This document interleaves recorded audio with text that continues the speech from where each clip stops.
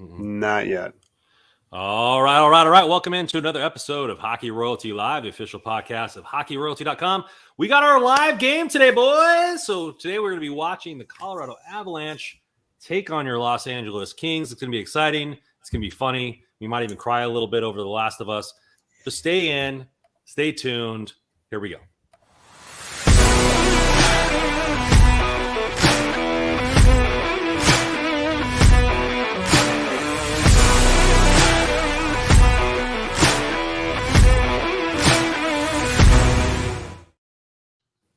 What's going on, guys? How we doing? Doing good. People in the chat.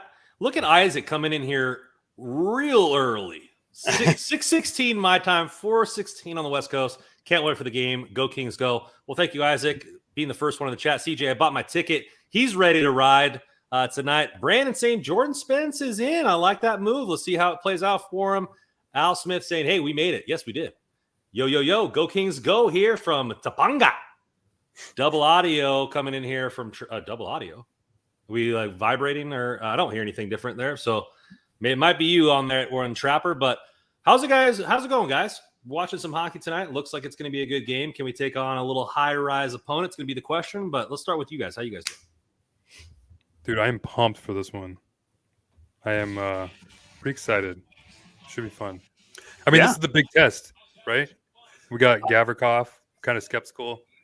I mean, I've had to eat crow. You've probably had to eat crow a little bit, Joe, for the first couple games. But it's like what? It's what? It was Montreal, St. Louis, and Washington. Yeah. But this is the test. This is to see. I've been getting like my teeth kicked in. I've been getting my teeth kicked in on my C rating right there. You know. Yeah. And all right. So I think you're right, and we talked about Russ. I think about like when they start to play better teams. I guess like any other game, like I don't want to, regardless of how today goes, I don't want the after effect to be, if the Kings win this game, they are going to the Cup final or they can't compete with the good teams. Like and you can just know there's going to be no middle ground in this. So that's the only thing I don't like about these particular games is Are you telling me there's overreaction on King's Twitter? Yeah. Like, it is a test, but it's not a test that's like I don't know, I'm not a teacher. There's no pass or fail here. It's just a test to see it's a bar test, right? It's going to see where we're at in terms of like, I mean, if they put up a good competitive game, win or lose, I think we'll all be okay with that. What I like about this, what I want to see for today, because there's a lot to discuss here with the lineup. Trevor Moore's back. There's a ton of storylines in this game. Yeah. McEwen is getting a second. He's playing again. The goalie rotation, Korpisalo, but also like this is a road game. It's the first road game, so I want to see who Colorado says this is who we want to match up against. This is who we want McKinnon against. This is who we want Rantanen against, and all that. So I'm curious to see how that goes. See how like Kupari faces against probably tougher competition because with the last change, exactly. Most likely see that fourth line go up against McKinnon at some points in the game. Yeah, exactly. And I wonder. So I was looking today, and I think in the 3 games of all the zone starts that Gavrikov has had, he's had only 3 starts in the offensive zone. Now. But they have the ability as the home team to have that last change. And I just wonder if there'll be times today where they don't have the ability to do certain things. But I've noticed that pairing has been on the ice with the Dano line almost every time.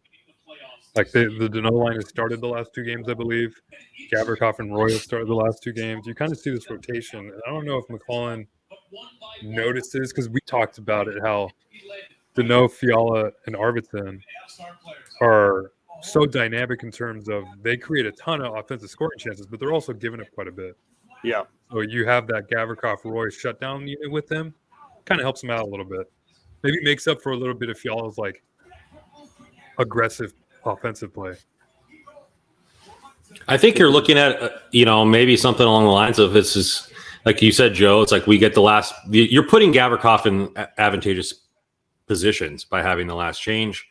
which is good. That's what you're supposed to do as a head coach. Exactly. And it's like, okay, like I think a lot of people think he's the savior of this team, and it's like, oh, the defense is solved. And I just, we obviously us three we're not there yet, but it's like I'm not hoping for this guy to fail. Like I want the Kings to win, right? Like I was just like I said in my rating when I put a C, it was like, hey, this I see the pathway for this being a very successful trade deadline, right? Portillo sign him, gives you some actual goalie time down the road.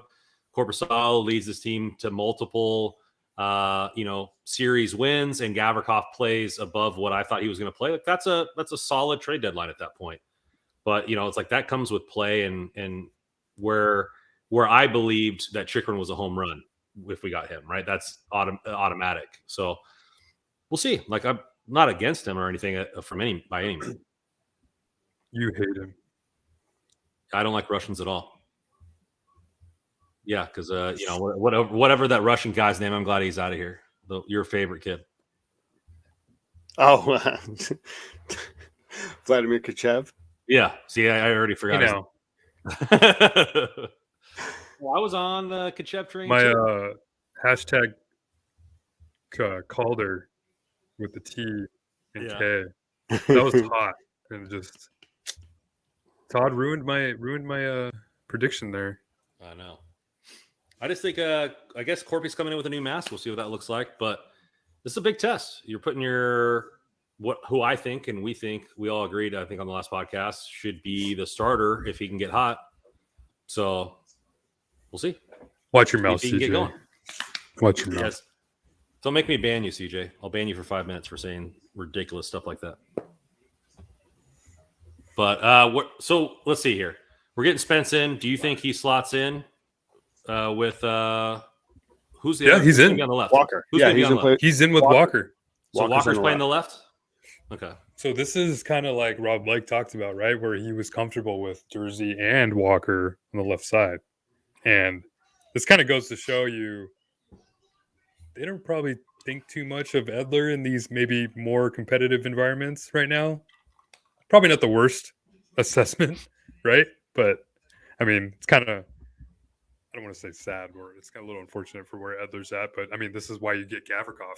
Sorry. I mean, he's a better player. And I would say if Jersey's in the lineup and healthy, I would probably put Jersey on the left side and I don't know, Jersey Spence would be interesting to watch. I don't know. I'd have to look to see if they were ever actually paired together last year. Boy. Although Jersey never really played the left side, but Jersey that would be Spence interesting to watch. That would be some high event hockey.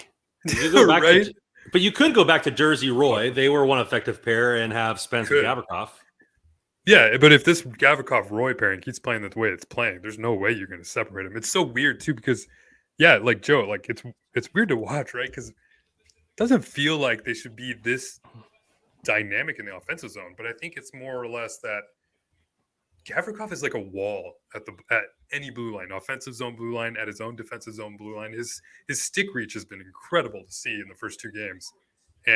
But once they're able to get past them on the defensive line, then it becomes an issue because you have Gavrikov, his retrieval skills start to come into play. And that's what we kind of noticed. But when they're able to hold the line, money. Where you guys at in the stream? Are you guys looking at the starting goaltenders? That's what I'm looking at right now. My puck is about to drop. My puck is about to drop as well. Okay. And 3, puck 2, dropped. 1, drop. Here we go. Right. Am I ahead of you guys for the first time? I think you guys are ahead of me a little bit. What? Look at me. That's all right. It's all good. They said in the last 16 games, Byfield has 9 assists, and in each one of those games, the Kings won. So we see a Byfield assist tonight. We can just pack up this stream and go home.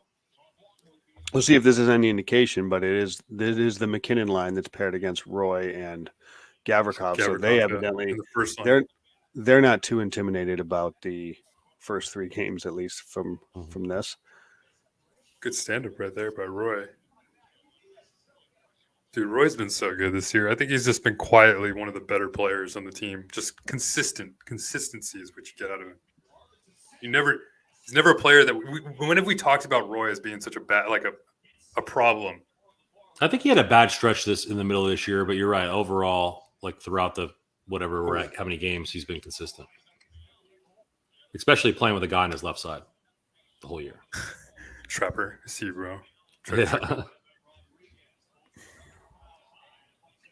You know, it's so funny. Like when I watch baseball games or whatever, because I have the MLB app or even the hockey games, like when your phone vibrates, like you think it's a goal. And so like I watch more intently, you know, like you don't want to miss it.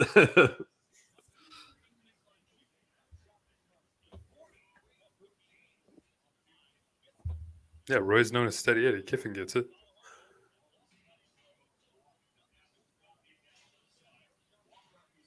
This would be a fun pairing to watch too, though. Does Spence get power play too, you think, tonight? Spence. Yeah, 100%. Yes, he would. I would hope. That's why, like, when they called him up yesterday, like, part of me was like, okay, the Rain are playing tonight. He's more than likely playing tonight. Yeah. Well, we're going to find out in a second. Yeah, we'll see. The power play was pretty bad the last couple of games. I just couldn't find a groove. Not necessarily like they weren't like cycling and playing stagnant. They just couldn't find that groove. With the exception of Edmonton, Not my Walker. Power plays can go in stretches. They can go into funks. Well, it's been a lot of causes of their own problems too. Yeah, a lot of penalties when they're on the power play. Yeah. I wonder if teams are starting to play into Kempe too. It looked like in the last game the defender was playing more towards into Velarde, like he was following him across the crease the entire time. It is funny to see the heat maps of the shots on the power play this year. Like there's a clear attempt at them to go cross seam and get shots off from the circles. It's drastically different from last season.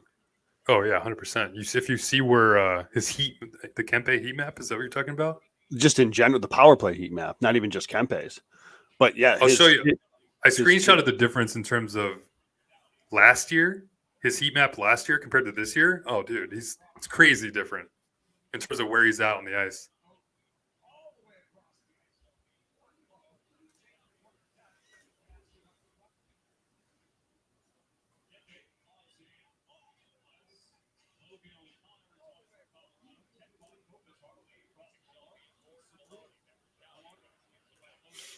They really have been kind of fluctuating that bumper position. They just kind of filter through. I actually kind of like that. Yeah, you're seeing more interchangeable players. Yep. Yeah, there's Spence.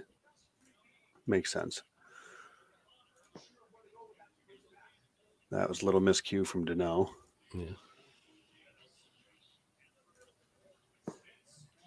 I mean, it makes sense for Dursey to be out because Dursey runs this second power play for it to be Spence that draws in rather than having anybody else, really. They don't really have a capable – I know Walker had played the second power play in the past, but – What's your clock game time? 16. 15:55. What are you guys? Same. I'm at 52, 51, 50. Me and Brandon are at the same exact time right now. What are you now? Because I think I just paused for a second. 45. 44. Okay, I'm like 1 second ahead of you, so I think we're good. Look at this. Syncing up. Like the Mighty Morphin Power Rangers. The first power play didn't go well. We can establish that. They didn't get anything in. They didn't even really get it set up at all. I blame myself. My attention span wasn't really focused on the power play. I was trying to figure out the stream, so we take fault in that. Hockey royalty contributor Kiffin coming in here saying, I noticed our power play is a little bit more static. By that I mean I'm not everyone is running around the whole time, which is something we saw a lot last year. I think they're more interchangeable, and I've also seen more different formations. We notice. Oh, here's the fourth. This is the mismatch that you don't want. McKinnon and Nichushkin out against the fourth line, but they escape. Although they iced it. That's a tough icing. So it's McEwen more. I'm really curious why Party? McEwen's been playing already 2 games. Well, again, I think part of it is McClellan wants to see what he's got. And I genuinely believe a big reason they got Gavrikov and a big reason that they got McEwen is whether you believe in it or a buyer into the theory, it is the size, the physicality. If you think about it, like, who killed us in the playoffs last year besides McDavid? It was Evander Kane, right? Yeah. It was just constantly in front of the net. We couldn't do anything. He just parked himself there. And when we have Jersey, Spence, Doughty was just like they're just not as we're just not as they're a nastier team. Like, I mean, to the point of not only like with how they play and obviously the amount of penalties that they gave and stuff like that, but it's like they're willing to put themselves in that dirty area, and you need to find players that are able to kind of give it back to them a little bit, you know. Let's get Mikey getting down there, getting dirty.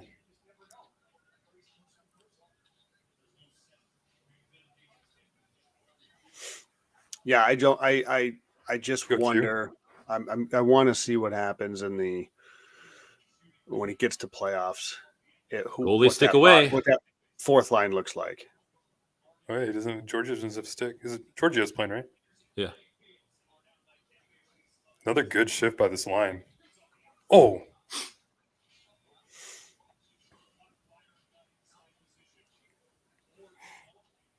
Man, if you could have if you think of this the 3 with the first line and Doughty and Anderson as like a unit on the ice. Yep. And then your other 5-on-5 unit is the Dono line with Gavrikov, Roy. It's pretty good. And you know how T-Mac in the middle of the third period likes to shorten the bench. A lot of coaches do that. You know, that's not a bad. Still not a bad top 10. Where's his stick at? Oh, it's in the corner. Way in the corner.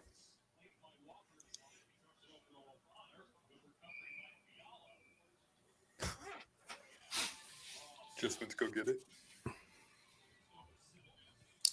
Dirtnat comes in here saying, "I like Lemieux. Why do they not play him very much? I think because he's not that good." Okay, there you go, and done. Well, listen. There's a, and I get it. Like I understand it that you want that physical presence, you want that tenacity, that snarl. That's and with McEwen they add some size with that, right?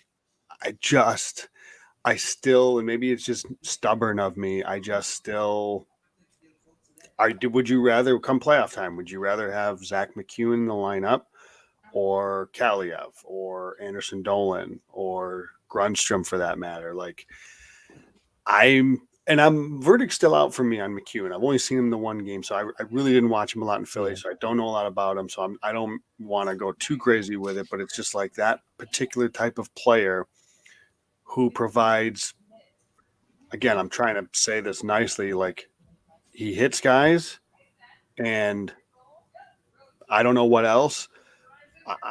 I'm sorry, like I'm struggling to find why that matters as much. I mean, and I understand. I don't know. That's where I don't know. That I guess we'll see how it goes. Let me take a stab at this one, Joe. I think a lot of people remember that stretch of like 2 months where he was scoring goals, he was effective. We even talked about him. I talked about him being in front of the net front because the power play was so bad. Like, well, remember it was the Lemieux, Lizotte, Kaliev line was doing so well. They were rolling. It was one of the best lines that we had. And so it was that line and the Deneau line really for like a stretch. Yeah. But as we've learned, why do we think that was? It was Lizotte, less. Yeah. It was Blake Lizotte. So, but I'm saying though, like people are enamored with his scoring. He added toughness. He was sticking up for his teammates. Then we lost that completely, and nobody filled that void. And I do think you have to have a little bit of toughness on the team. You know, not necessarily fights. It's really all like it was for a little while. Having some physical toughness on the ice is something that I guess. But the Kings were like the top. They're tied in points for the Western Conference. So like, is that really what they were missing? Was somebody to throw a few more hits? I mean, again, I know that there is a That's a belief out there that is something that is needed in playoffs. But that player needs to be able to contribute something other than that, is what I'm getting at. And maybe McEwen will. Again, I'll wait to see how he plays. I don't know enough about him, but I'm just skeptical. You look at most of McEwen's penalty minutes were 5s for fighting. So, I mean, which is irrelevant, right? Which is useless come playoff time. Yeah. So no, I'm saying like where Lemieux was taking a lot of bad penalties. I'm saying McEwen. I got you. A lot of his penalties were for fighting, sticking up, doing the slobber knocker type stuff. So I don't know if he's an undisciplined player. Like we've only seen it for a short period of time, but Safe. Dan had a question. I think that the tinted visors are more for the glare. Look at Corpy get in position. Nice. That's what I like to see. Dan Hoptman. Anybody know what a tinted visor does for concussions? Yeah, it's bright. It can be bright. So I think Russ had said too, like the glare and just the lights, just to keep it down a bit. Look at Corpy just set. Not a lot of movement there. Yeah, it was a really nice save. You look at it in like snowboarding like snowboarding and skiing with the snow, right? Like a lot of snowboarders wear goggles, not only to protect themselves from the weather, but for the glare. Pass to Kempy, shoot. Goal! There we go, baby. Woo! Every time, never fails. 32 for Juice. That's extra pulp juice right there, baby. Getting some mustard behind it. Is he gonna hit 40? Oh, I mean, he's well on his way. I said yes 3 podcasts ago. I'm sticking with it. Did Byfield get another assist? Was the Byfield the secondary? Yeah. I think he chipped it up to Kopitar after Roy won the battle in the corner. If he did, this game's over, man. It's as stats have shown. All right, I got to update the scoreboard here. Now, I noticed on that zone entry that Colorado had right before the great Korpisalo save and then the eventual Kempe goal. Listening to all the Kings men today, and they talked about how Todd McClellan, he made a comment in talking about Gavrikov about how the Kings, when they do line up in the 1-3-1, it is the defenseman that's along the left side. So Gavrikov, that suits him well, rather than Gavrikov having to be the guy to go back and get the pucks. He's the guy at the blue line, a part of the 3 in the 1-3-1. So I suspect, and I guess I'm not sure that I see it a ton, but I noticed it on that particular zone entry. Colorado made it a point to go down the right side, which that's a forward there. That's Quentin Byfield playing that right side because the other defenseman is the guy that's in the zone. So if you're a smart opposing team with good skilled players, you're going to want to attack the left side of that 1-3-1, or your left side of the 1-3-1. So which would be a forward in that sense. So something to just keep an eye on, I suppose, because that's certainly what I would try to do. So they pretty much have Matt Roy as the puck retriever. Right. Exactly. Yeah, because it makes a ton of sense because Gavrikov, what is he known for? His active stick. Well, right. Line. And he's not going to be exactly. And he wouldn't be a guy that's capable. Yeah, he's not going to be able to go back and get pucks and make plays, but smart. It's really smart. Well, that's why there's, that perhaps in the King system, he is actually a pretty good fit if he can do that. Mm-hmm. What's Roy's retrieval skills? I was just looking at him. Nice. Actually, I meant not. Obviously 954. It's they're mixed bag. They're Roy's not had such a strange, like, it's weird. I don't want to say stranger, but he's like quietly effective. It's like discreetly effective. Yeah, it's when I look at these, it's really strange, to be honest with you. Like he leads, he's really good in terms of once he gets the retrieval, he's good at moving it and getting it up and out of the zone. Oh, it's 31 for Juice? Oh, it's 31. Yes, 31. The problem is he is poor at actually getting successful retrievals, if that makes sense. So when he does get them and is picking up the puck, he's able to make pretty good plays to get up and out. But I don't think he's great at the actual retrievals themselves, or at least he's average, I should say. Maybe he's not bad, but he's certainly not. That's not something he excels at. I'll put it that way.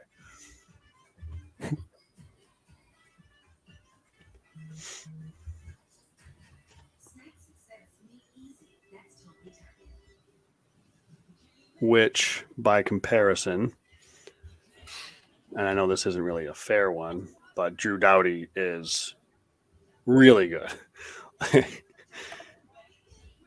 Looking at other right side defensemen, and I think Sean Walker's actually pretty good at that too. Yeah, Walker's really good at that.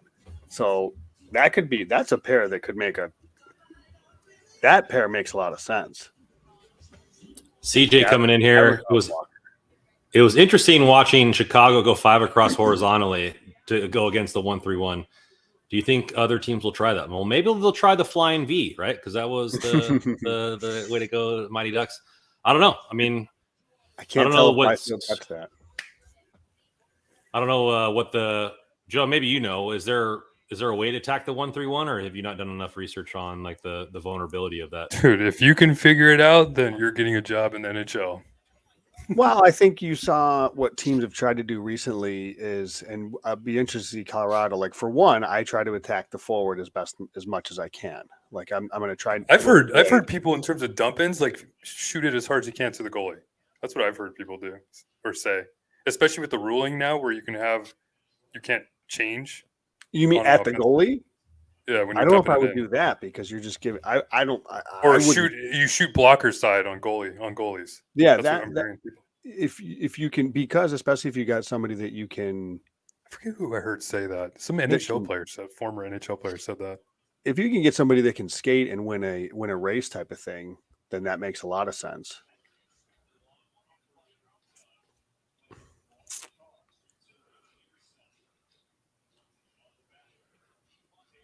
This Evan Rodriguez is a player that was smart pickup by Colorado. Mm-hmm.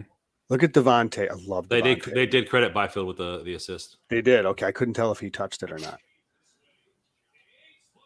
Ooh, I like this Taves, and is that Sam Girard? I think too. This is a fun pair for two lefties. Wait, yeah. Girard's a lefty, yeah. Byram, I mean, sorry, not Girard. Byram. That's a fun deep pair. Oh man. I hate watching Byram. So close. This literally would have been perfect. I mean, imagine if the Kings had Byram instead of Turcotte. Game over. I mean, we probably wouldn't even have Clark because they wouldn't have had as high a draft pick as they had. Could you imagine if we had Dylan Cousins instead of Turcotte? I think Byram's better. I mean, Dylan Cousins, you have him playing third line center and Lazat's playing 4. That's a wicked team right there. Cousins got some physicality to his game too. Yeah, he's got a little bit of sandpaper. I didn't really. I saw him chirping it with Kachuk the other day. That for those that wonder, like what because of for my continued questioning of Gavrikov being a top 4 defenseman. If you're wondering what my style top 4 defenseman is, just watch Devon Taves today. That is my style defenseman. Number 7 on Colorado. Taves kind of been oh, there you go. It's kind of been inconsistent this year. The numbers. I've been dealing with a lot of injuries though.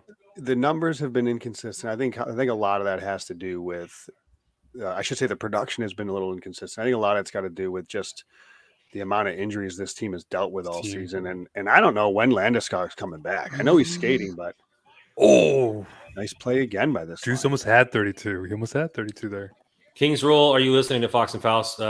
We try to have the volume low because it echoes through all 3 of our mics. So that way you're not hearing 4 different screens, including your own. So we try to keep it down to low as possible. If you have any cool tidbits that they say, little facts, throw them in the chat. We'd love to hear them.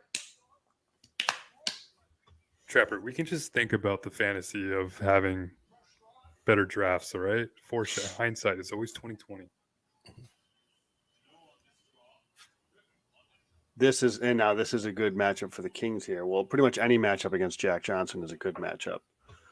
You know what I noticed there when I was looking today too is that Kopitar line with Byfield is 41%. Only 41% of their shift starting the offensive zone. That's for as well as they've gone together and played together in terms of everything else, that's impressive.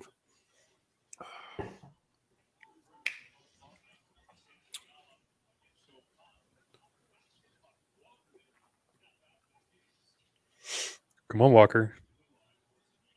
Spence has got you.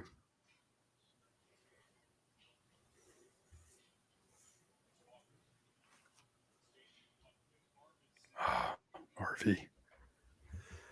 God, I can already envision, like, after looking at the retrieval numbers for Walker, it's like, man, I want to see a Walker Gavrikov pair. Just not my Walker, not my Walker. Even if it is, like, no, he's good. He is really good at the puck retrievals. He does a good job. He's a good skater. He gets back there quick. They were decent that first game against Montreal.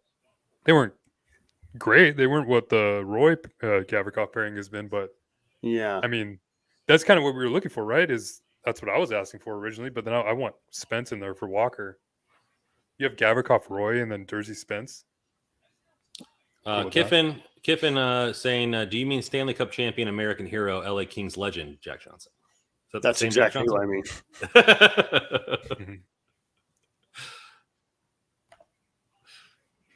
Block.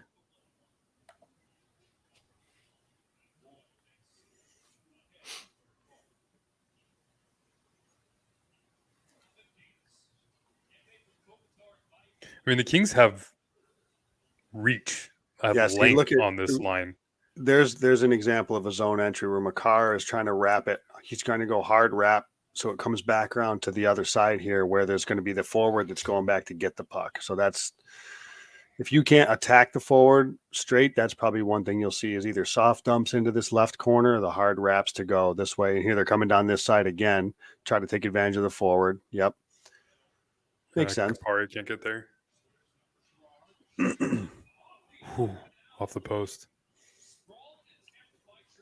Yeah, see that entry, that forward's got to get there. It was a change, though. Yep. Sam Girard's another one, guys. Like, love him too. They're just loaded with those. But when you look at Makar, Byram, Taves, Girard, those are all top four. It's just like, it's going to be an interesting offseason for the Avs, though, because you have McKinnon's contract kicking next year, I believe. Let's pull up their cap friendly page while we're.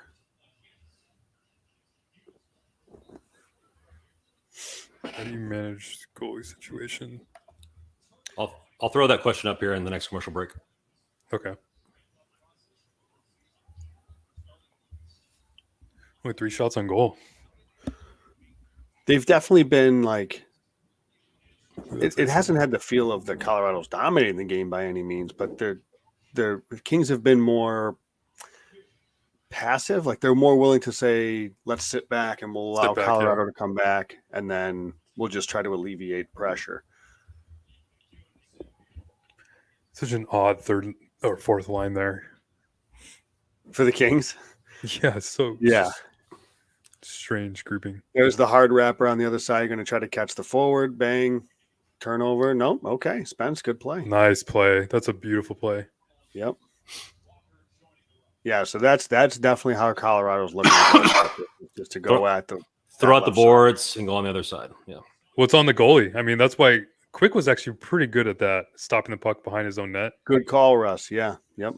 And that one Korpisalo missed. Maybe he slowed it down just a tick, but yeah, he missed that one. Coming down this side again with speed. He can't get out there. Here you go, Spence. Yeah, they've gotten out okay. This Spence has done well, I think. Mm-hmm. No nerves. It's a good start. You guys in the chat, I'm starring you guys' questions. We're gonna get through a lot of the questions during the dead air and all that kind of stuff like that. So appreciate you guys being in the chat. Please like and subscribe. Always helps us out. We crossed over the 500 mark thanks to you guys, so appreciate that. Quest to 1,000 is next.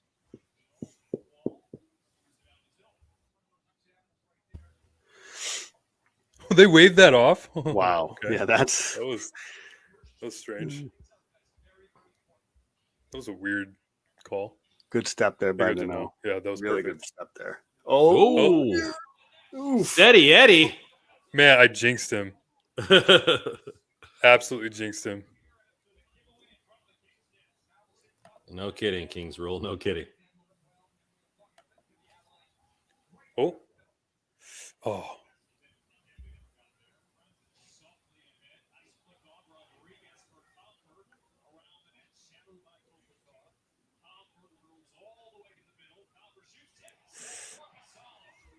It's good coverage.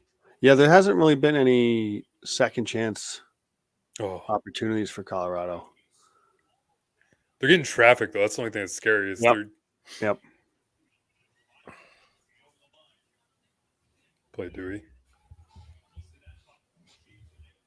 Yeah, so speaking Russ, they've got Comfer, Lars Eller, Evan Rodriguez, Andrew Cogliano, all UFAs. Are we behind? Oh, Gabe. Oh, my God. I think we're a little bit behind. The chat got it before we did. Well, there we go, Gabe.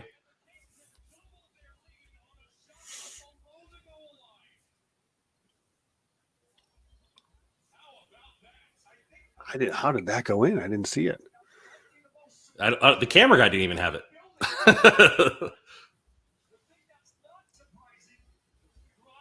Oh yeah, right over the shoulder zipper. Did Byfield get another assist on that one? I don't know. There we go. There we go. Byfield. Are you kidding me? Get it up against the board. Let's go, kid. Jesus Christ, Mr. Velarde.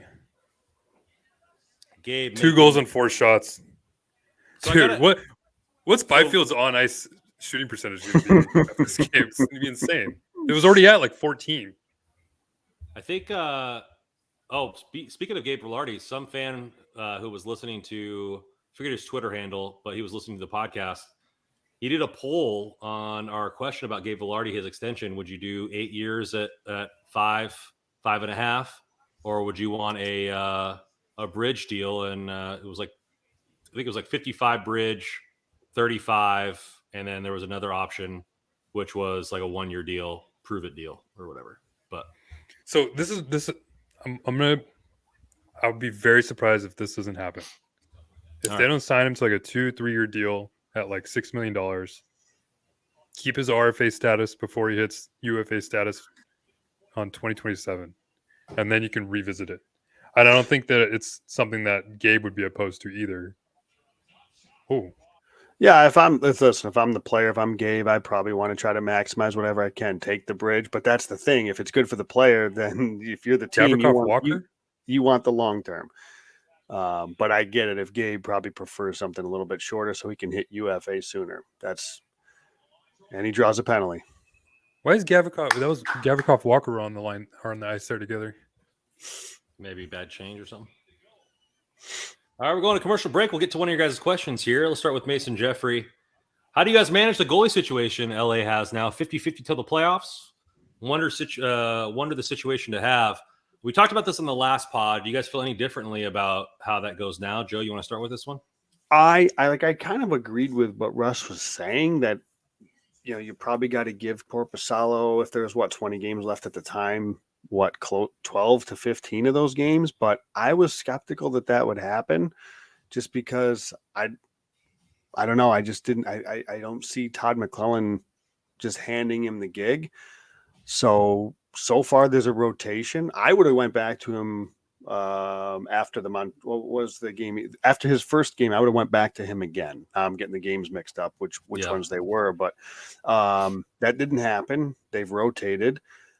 We'll see how the rest of today goes. I say if he plays, I have no problem if he plays well that he goes again on Saturday, but I don't know. I wounn't be surprised to see a rotation.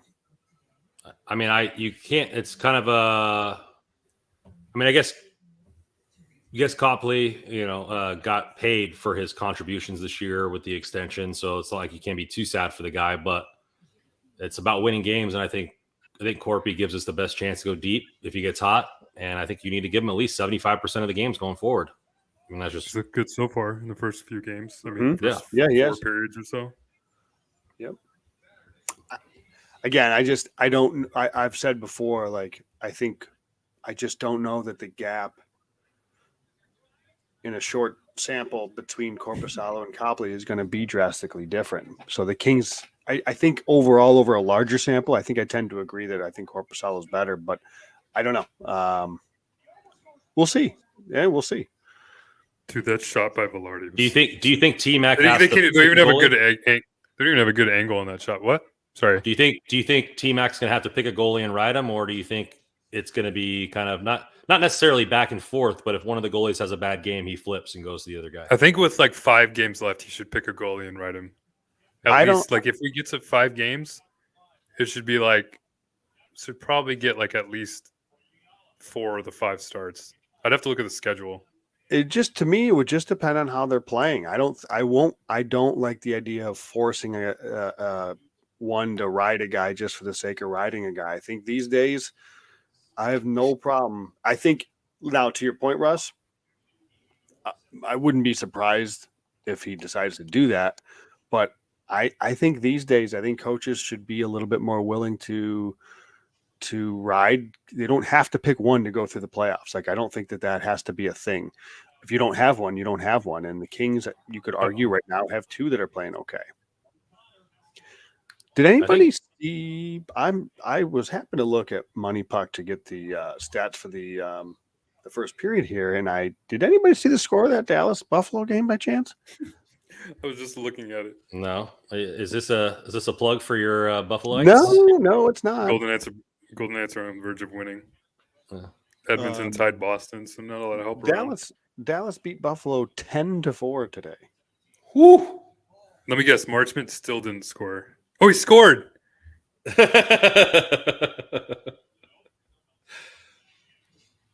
Oh, he scored a couple days ago too. The national nightmare is over. Like, I know the Velarde thing is like, yeah, RFA, UFA. I know that's a huge deal, but like, what is Gabe 22 right now? 23. Oh, what a play! Like if you did a 6 by 5.5 or 6, and he's still 28, 29, and he can still get another fat contract, like that wouldn't be the worst thing. If you're the king, if you're the player, you want that. But if you're the team, you don't want that. You don't even be paying him when he's 29. Especially if he's going to be a 30-plus goal scorer. You want to try to keep those rights to that player as long as you can. That's why that 8 by 5 I do. It's either 8, it's either 8 or it's gonna be like 2-3. 2-3 though, then you're gonna pay him. You're gonna pay him. He's gonna be making 8-9 sooner. True. Assuming he goes on this trajectory, of course. If you want to give him a long-term deal, I'm totally fine with that. I think it's like, but if you're not gonna do that, you go 2-3 years. You don't go anything between that. You think it's a 3 by 6? Well, they kind of did it with Kempe. Instead of going 8, they didn't go really bridge. Actually, They went. What did they do? 5 or 6 years, or was it what did they do with what was Kempe's again? It was 5 by 5.75, right? Yeah, something like that. Or 4 by 5.75. I thought. So which is kind of like I don't know. It's a little in between. But like, I mean, if that's a heck of a. I shouldn't say it's a heck of a first, but it's good to be up to nothing. Dominating the scoreboard, at least. Yes, but that's the thing. Like the Kings could, and this is why they had to trade Jonathan Quick, because in a game like this, they might not be up to nothing with the way the goaltending was earlier in the season.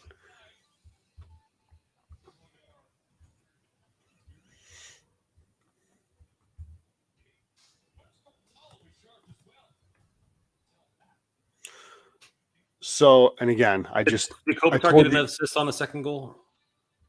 Or was it Byfield directly to Velarde? I've got Kopitar has 2 assists. Okay. So Kopitar must have dumped it in.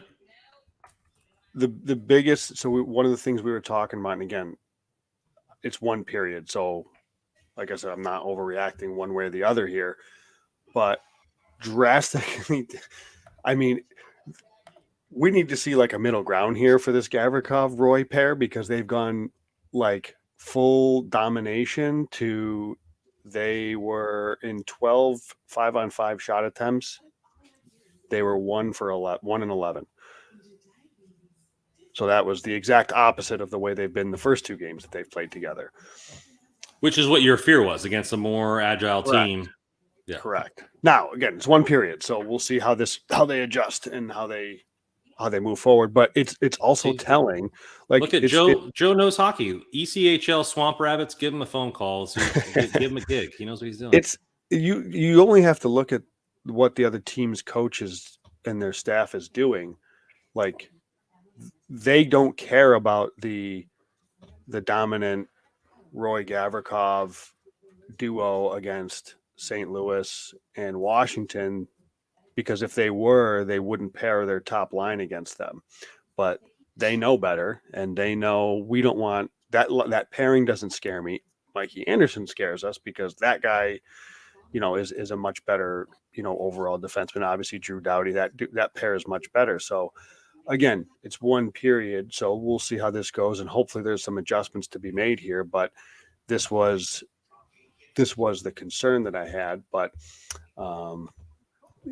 we'll see. Again, it's one period. But I was just curious to see how that went, because it seemed like they spent a lot of time in their own zone, and they did. The other pairs, Anderson Doughty, 50% Corsi 4, and that was it. Like Spence Walker, there was no shot attempts at 5-on-5 at either end of the ice. Spence Walker, which okay, hey Joe, that's not bad, Joe. I don't know if you have time off, man. Do you want to come meet us in for that weekend in March? Round trip flights from Buffalo to Los Angeles, about $240. I didn't see that somebody.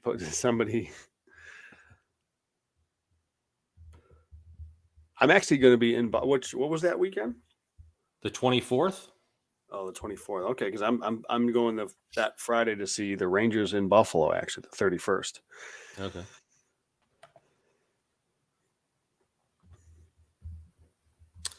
Yeah. So Keeks fans, I booked my flight, so hopefully it all works out. I still got to ask for time off, but the flights are booked. That Winnipeg, St. Louis back to back. I should be in LA, so holla at your boy if you see me around the rink. Oh, the Lightning tied it? Oh, they did. Woo. How much time left? 28 seconds. Oh, that's tough.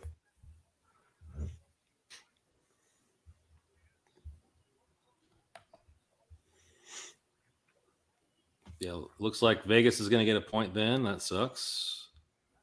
Hopefully Boston can score. Should have got 2 there. I found it. I got another angle of that goal.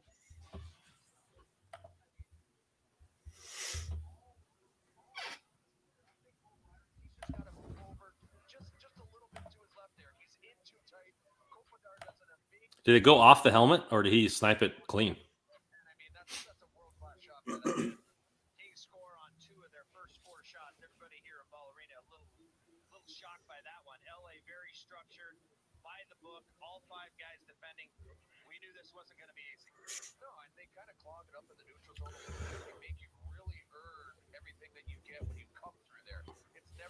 All right. I'll be back, boys. Got to refill the water jug. So the first period, in looking at money pucks, and I love that deserve to win-o-meter, Russ, if you've seen me when I post the Flame stuff. It's definitely heavy abs, but to be expected. They lead in the expected goals. But it was a good period from Jonas Korpisalo, I thought.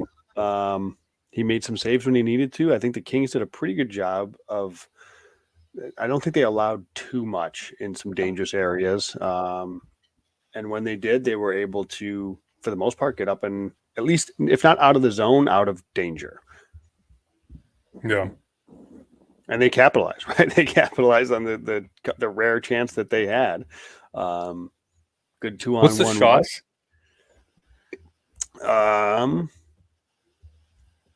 Bear with me. Kings. The shots on goal are 10-6. 10-6. In favor of, not too bad. Yeah. 17-11 in attempts. They didn't give an assist to Byfield in that second goal. They did not, right? No. Yeah. That's the thing. So they've done a decent job of keeping them to the outside. High danger chances. Colorado only had 2.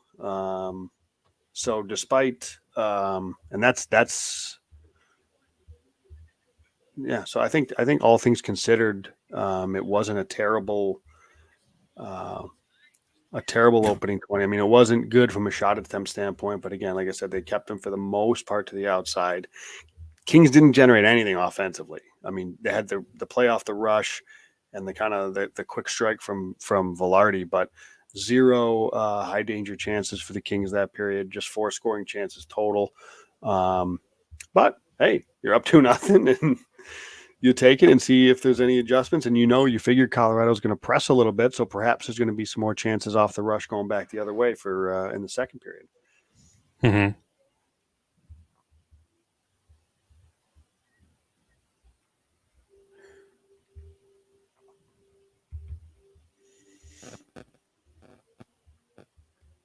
How many minutes I'm trying to see how many minutes Moore played. Trevor Moore played. Iceman, I don't know if Quick's going to keep playing. Certainly he said he is, but he is. Aiden Hill got hurt. Aiden Hill's hurt. So now he's asking if he's going to get a contract in the offseason. Oh. I don't know what team would. Oh, I guess he would. Trevor Moore played 3 minutes and 19 seconds. Seems about right. He didn't really not a good showing for that line.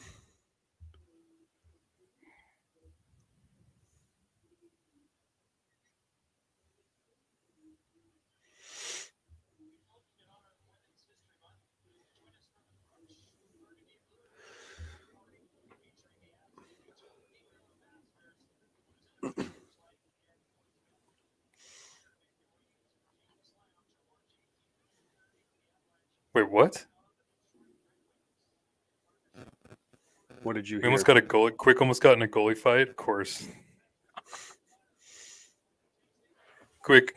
The only player, Jesse Granger just tweeted, the only players who were on the ice when the scrum started that weren't tossed for game misconduct were Andre Vasilevsky and Jonathan Quick. Jeez.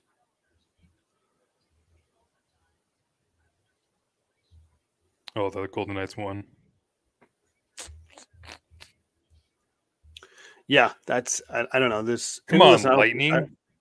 I don't think Trevor Moore is long for this line. I think as he gets his feet under him, he'll slide back up the lineup. I think, but I don't like this line. I don't like it at all. No, yeah. I would much rather, again, I would try to get Alex Iafallo on that line, and then get a better all around player than McEwen on the wing.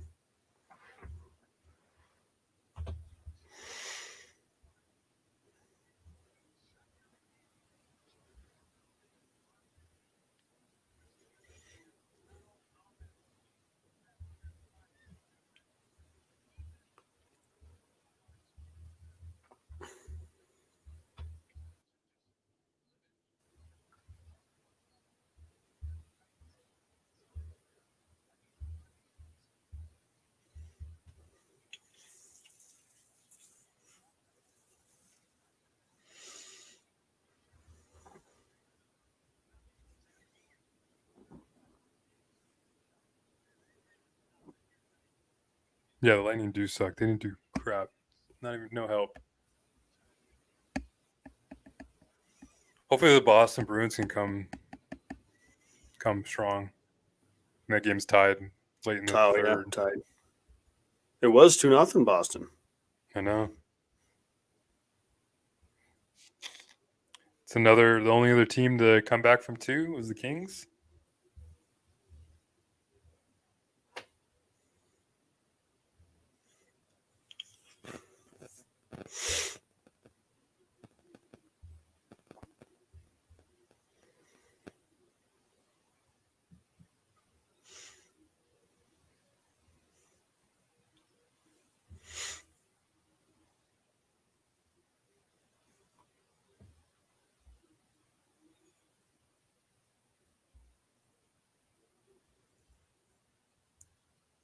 Yeah, if the Lightning winning these games against the Lightning and Hurricanes, or I mean the Golden Knights winning these games against Lightning and Hurricanes that'd be big games for them, big wins.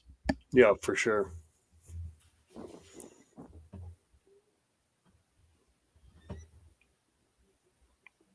I'm not. Yeah, Trevor, I wasn't really sold on Buffalo. They didn't really do much. They didn't really do anything besides Greenway at the deadline. They're not there yet. They're pretty much like the Kings last year. I mean, the Kings kind of figured it out. Maybe got a little lucky, but they're still probably a year away. Yeah, I mean they need a goalie for sure. They were in on Chekrin. I think they were in on Timo Meier.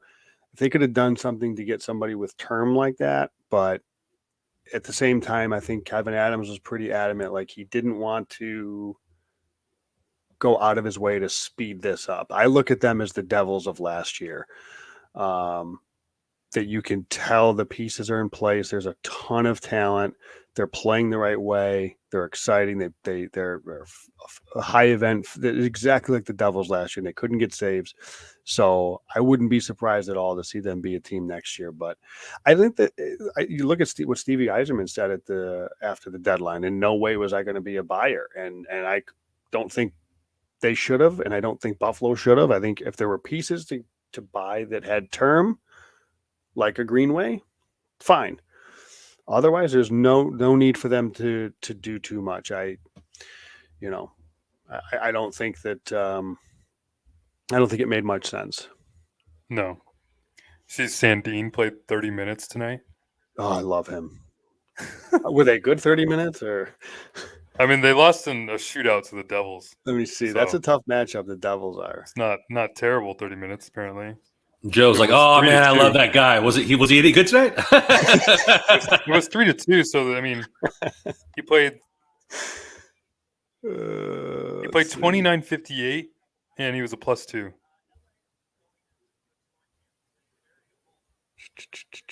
Let's see. Who's he being paired with? Who's he paired with? Van Riemsdyk. Damn right, yeah. Topanga getting some grub on, little tacos in between periods. Let's do it. That was a pretty good looking game from the looks of it. I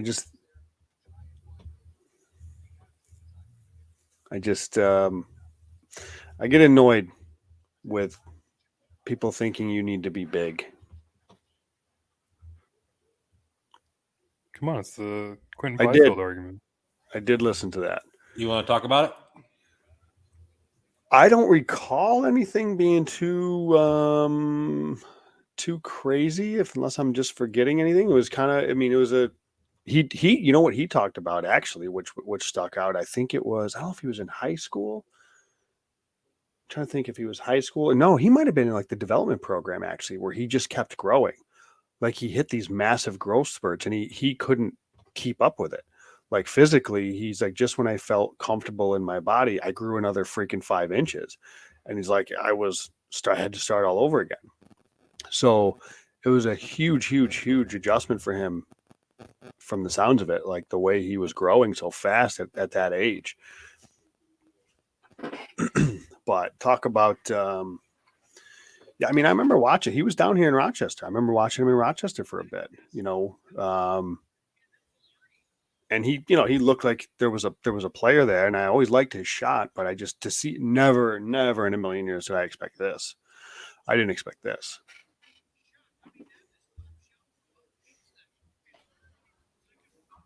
Dude, it's a common. I've watched like 10 times. Yeah, it's a common thing for bigger guys they take longer to grow into their bodies and get used to being lanky and stuff like that. Especially if you hit like multiple growth spurts like that, there he's growing 2, 3, 4, 5 inches in a short amount of time.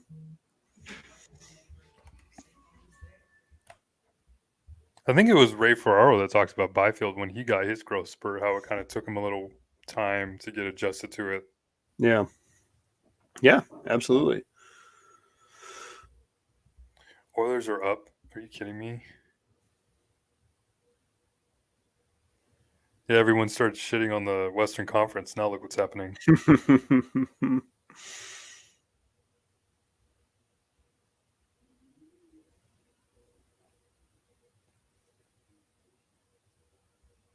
Did McDavid score?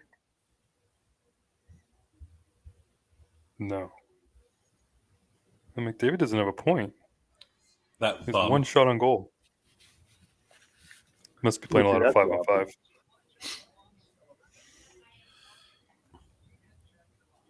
Talk about a miss at 1 overall, right, guys? It's funny because I hear like people talk about like how Ryan Nugent-Hopkins is like so good. I'm like, dude, he was the first overall pick. He should be good. Like I know he gets overshadowed, but like let's not forget the Oilers had like 4 straight years of the number 1 overall pick. Like I know. I mean, and they screwed something. Like they had Taylor Hall and they traded him. Yakupov for Adam Larson. Yeah. Yakupov was horrible. Yeah. I remember that one overtime goal that Yakupov scored. I know against the Kings. That when it was like when he won Game 7 of the Stanley Cup Finals. Still like, thinking dude, about it. Chill the hell out. Like relax. It's like your 3rd career goal.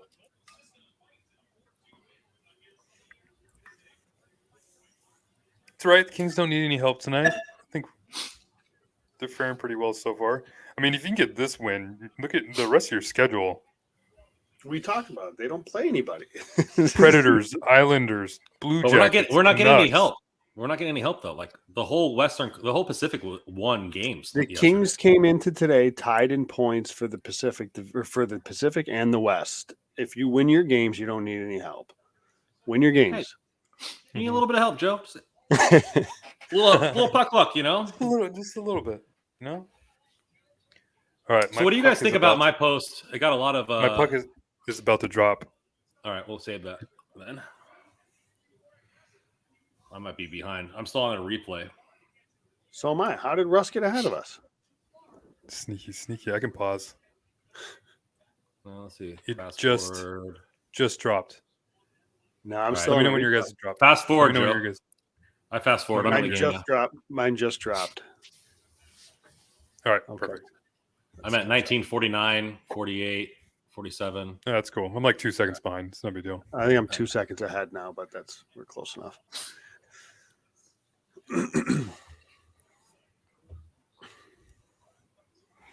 Dude, so if this continues like this, you think Quentin Byfield starts as a winger next year? I know we're looking way ahead of time. That's going to be a debate all offseason. Yeah, I don't know. I mean, that's a valid question. Oh, here goes Makar. Oh, he's gone. Oh, I think it. If that is the case, the Kings need a centerman. What about Rasmus Kupari? This is a big test for him to see what happens if he can be the 4th line, 3rd line center next year.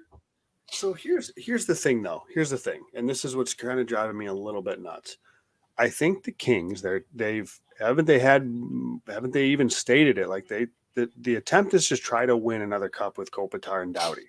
So these half measures of like, well, we got Lazard as 3C and Kupari is coming, and let's see what they and Gavrikov can be a second pair defenseman. Like these are not. They improve the team, but it's like you're not going to win a cup that way. Like at some point, you have to go get a legit top 4 defenseman. You're going to have to get a 3rd line center if Byfield's not ready. If you plan on actually winning a cup with Kopitar and Doughty, if they can get a legit another left shot defenseman via trade or whatever, I think that could really nice save. I think that could really solidify the team because I mean up front you're pretty solid in terms of depth. They are good up front, and now I definitely like them up front. How the next bottom... year, yeah. I mean, how many times have we talked about the right side? Spence is probably going to be in the lineup. Where's Clark going to be? Is he going to have to start in the AHL? Sean Walker's still signed. Sean Durzi's still signed. Sean Durzi, yeah. Summon Roman Yossi and Saros. UC Saros. Yossi and UC. Yeah, there's not going to be any money for those guys. Hey, come on. The cap can go up like $20 million. Nashville takes half that salary. Yeah, Nashville can eat up 70%. We'll give them Cal Peterson. Actually, Nashville probably won't eat up that because they ate money on Ekholm, so they only have 2 more to go, and they won't. They're not going to do it on. And they ate Janot. Okay, No, they ate Janot. So they only have 1 to go. So. Oh. Vince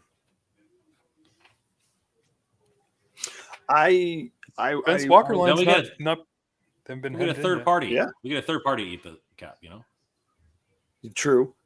Let's just get it into Chell and see what works, and then recommend it to Rob Blake. Ooh, I like that. I wouldn't be surprised if I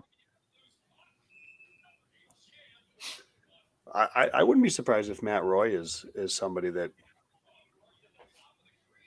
is out the door. Don't you dare. Would you rather keep Roy or Dursey or Spence? I'd rather keep Roy over Dursey. And if you could, I would keep Spence. Like, I think Dursey could get some pretty good, like, value in terms of trade. Maybe. $1.7 million. I think Dursey personally. I think Dursey's a guy that Kings fans love. I don't know how high his stock is outside. But he's building his stock by playing both the right and left side. Dude, Gavrikov is so great. Like, he's so aggressive in the offensive zone. I kind of like it. He does jump in the offensive zone more than he does do a good job. I wonder if that's like one of the conversations that the team had with him. Like, hey, we know you have the capability. We know what you've been hemmed in terms of Columbus. Like, you have Matt Roy paired with you. I think part of that is it could be that. There's another good pinch. Another perfect pinch right there. I think a lot of that could be simply the King saying and knowing, like, we don't want you to skate backwards. We want you going forward. So let's just keep the puck down there so you don't have to deal with getting it out of our own zone. And it's worked so far. Another penalty.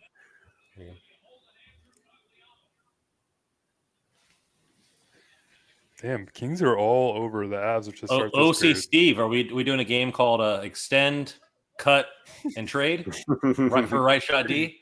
It's kind of where it's at. There's 3 players, right? It's Matt Roy, it's Sean Walker, and it's Sean Dursey.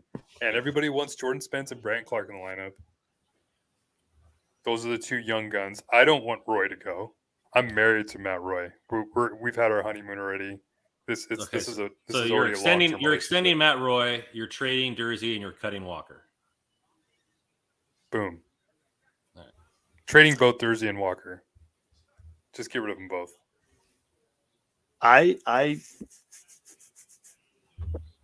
think if although actually I think Dursey might slot in as the lefty next year if they don't do anything.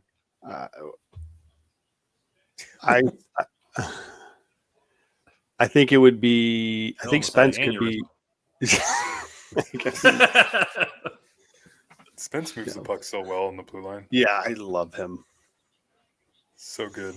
I'm just trying to think of like what that value looks like. I can't believe Alex Iafallo's on the power play still. Oh,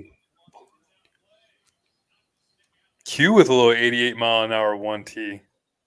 Yeah, whoever made the comparison about Thompson and Quentin Byfield, they're totally different players. Oh, by the way, that was a money one-timer. It was a little wide.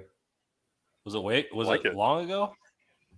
I think it was I don't think it was in the chat. I remember somebody saying it in a chat during one of our shows, and it was just like they're not the same player just because they're both tall. Yeah, Trapper 9. Yeah, I won't stand for the Dursey slander.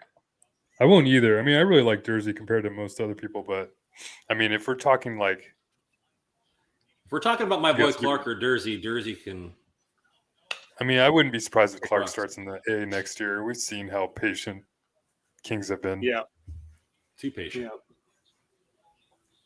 I mean, it's not like you have a bad other option in Spence. That's true. I mean, he could be the number 1 guy in the AHL. Power play time. Yeah, exactly. Exactly what Spence is doing. I just don't like it. I won't stand for it. And I won't back off my the train. Surprised he went right back. Surprised he went right back to this second unit.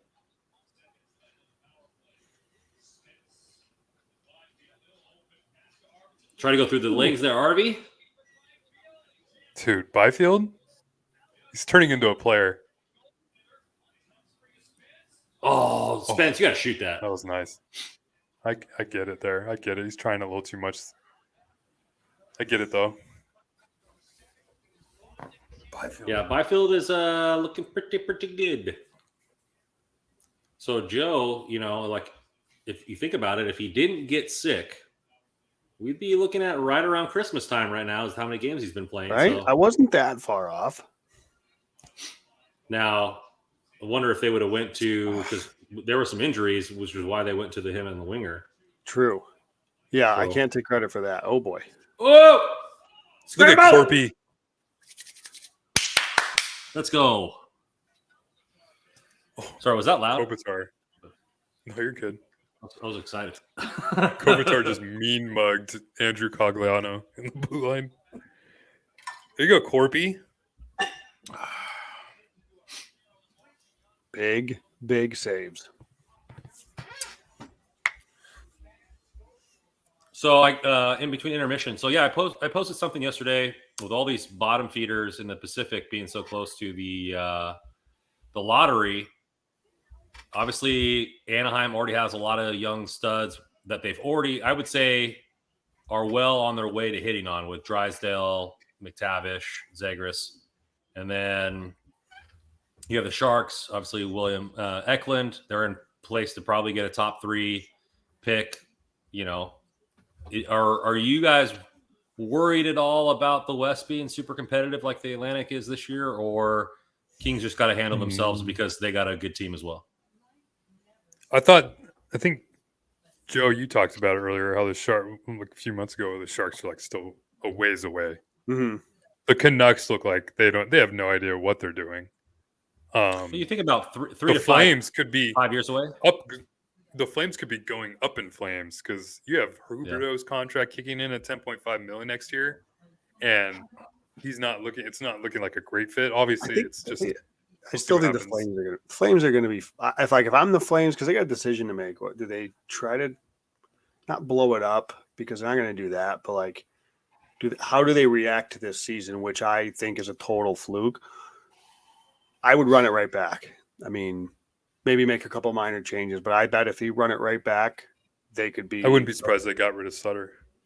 Well, maybe something like that, right? But I mean, that might be the move in terms of the roster. Like I would run it virtually right back, and I would be surprised if that's again somebody that contends for the division. If I'm a Kings fan, I am hoping the Sharks. If it's a Pacific Division team that Bedard goes to, you hope it's the Sharks, because they got too many problems right now that they just have too much to. Oh my God! Nice save. Like that team is years away because they got too much to tear down. Like the Ducks have torn it down. Like you said, they've got a few really good prospects already making NHL impacts. Like it's Arvidsson. They're a lot closer, and when they do get rid of their coach and they get a competent coach, then they're going to be like the Ducks are going to be like the Kraken next year. They're going to be pushing for whether they get Bedard or not. They're going to be a team that's contending for playoffs next year. Their defense is suspect, though. I mean, they're still very young. Mm-hmm. Mm-hmm. I think losing Drysdale's tough. They'll be. I don't think they'll make the playoffs next year, but I think they'll be a team that's competitive throughout. Could you just imagine that center core? I mean, if they had Bedard, McTavish, Zegras probably goes to the wing, I would assume. Dude, imagine Bedard goes to Columbus. Now that's a team that's going to be very good in like 2-3 years. Kent Johnson?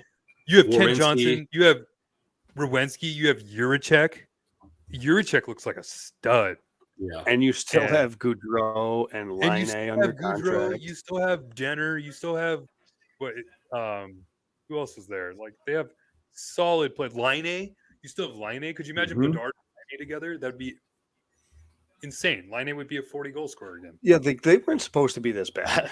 You don't extend Laine, but it really killed them then you lose your best defenseman. I mean, that's tough. Ooh, Korpisalo's angle is way off there, but nice save. Dude, that was a nice pull and drag. He pulled that way in.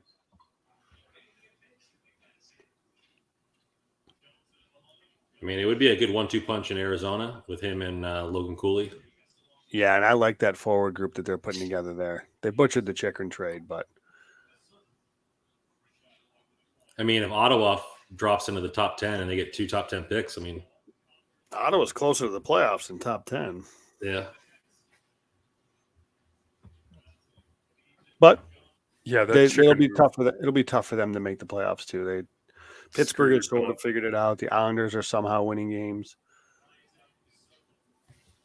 For the love of all that is holy, can we not have the Islanders in the playoffs, please?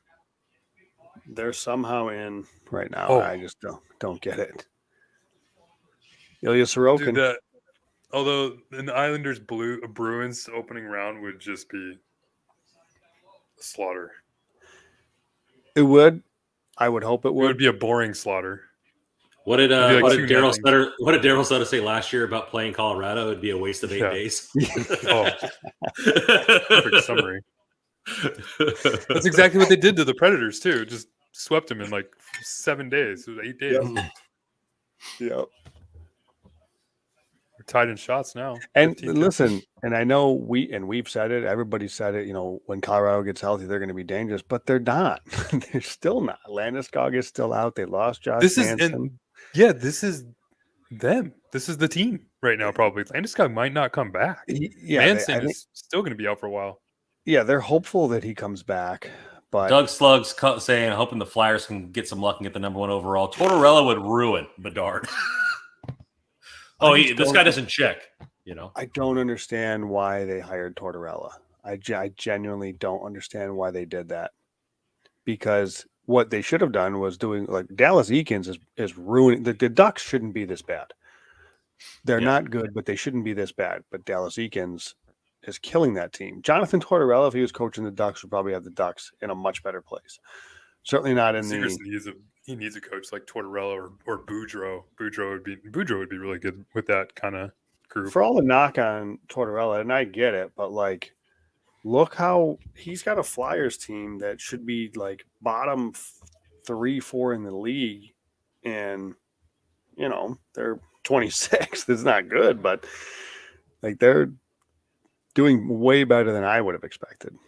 How about that Zegras goal though, huh? Yeah, he's exciting.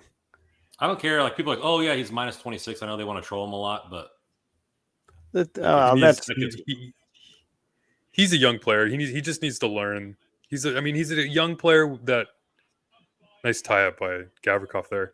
He's a nice player. He's a really exciting player that needs to learn how to play the full game. And once he does, he'll be a great player.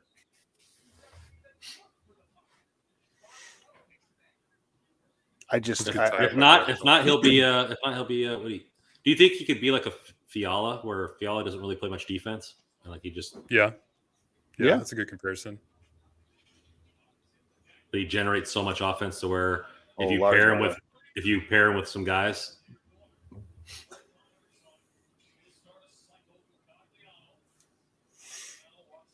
Gavrikov's reach came into play right there. Oh, no. I thought he was going to go grab down the knee, but. Get up, Kevin. Reach into the power of the stash.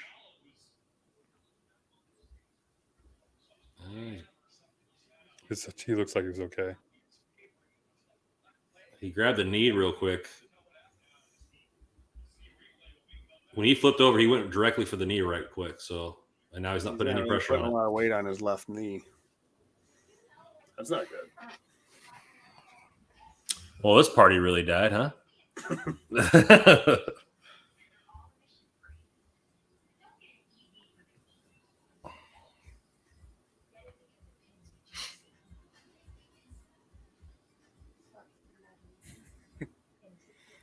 Oh, no, that's not good. I don't know. He seems kind of like the player that would sell things a little bit, but we'll see. I had the same thought, Russ. think he was trying to sell a call a little bit there, but I hope he's okay.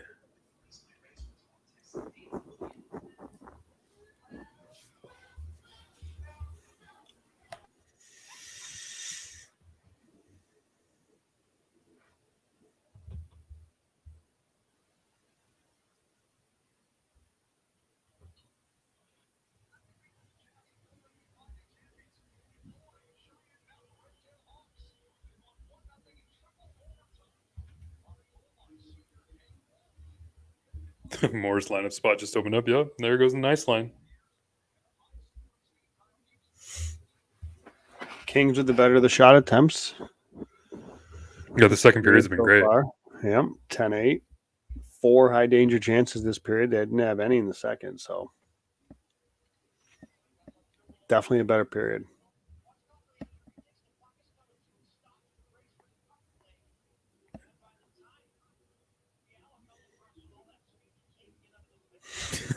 Random's on the phone. Yeah, that was a knee on knee. There's no issue. I got no issue with the collision, but I don't even know if he saw him. Still on the bench?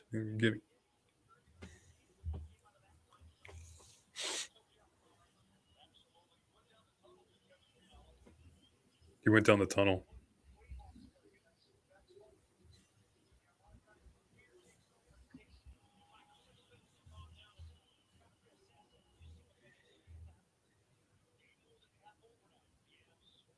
That's not good. Hopefully it's just a Charlie horse for maybe got a little higher. Did look pretty low. Yeah, that sucks.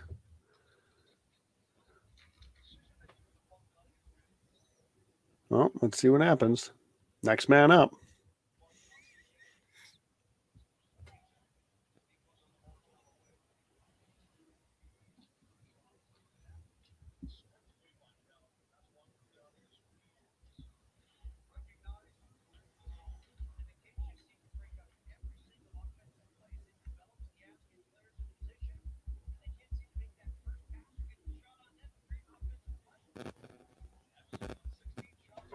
Not looking good, boys. Locker room was unresponsive. Can you get a hold of Kingsley? Yeah. I wonder if they have like a bullpen phone, like just like baseball, call down to the locker room. Like, what's going on down there?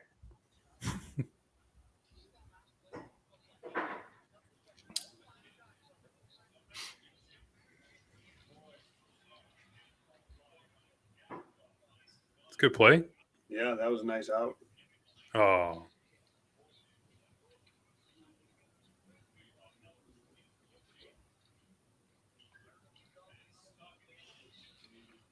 I mean, there's nobody that can replace what Fiala brings to the table, but no. So you got to assume they bring up probably what, Fagemo? Well, I mean, you have Kaliev and Anderson Dolan, and it depends. Whoa. I think get a little feisty here. Look at Arvidsson. He's ready to go. Oh, RV was ready to throw him. Yeah, Gerard, you want some? RV's ready.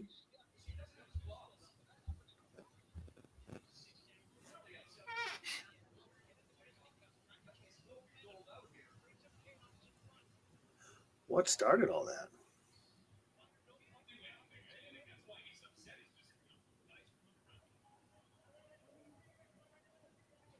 Rough on what? That's it. That's the only call.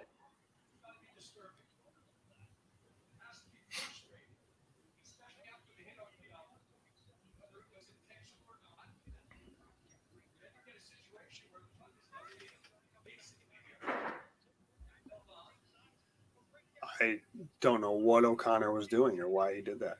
Did he give a shot to Gerard? Did I miss that? Yeah, there's a little cross-check from Harvey to Gerard.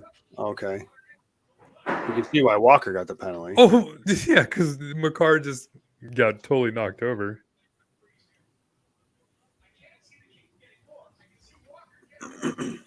Yeah, I mean, I guess. I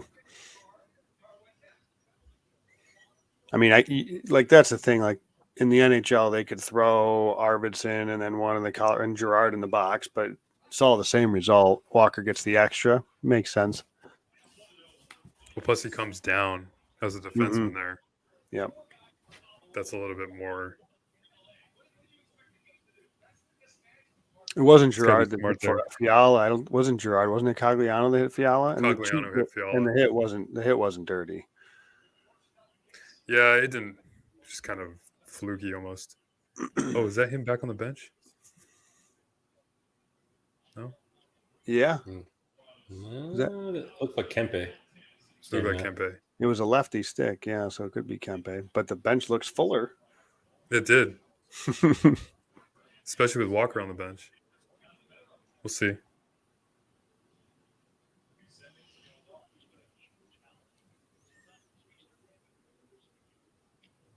Do they dare to put a fake mustache and put the guy in the press box in a Fiala jersey? Huh? A little Mighty Ducks change the jersey action. Oh no, the goalie! It's knuckle puck time.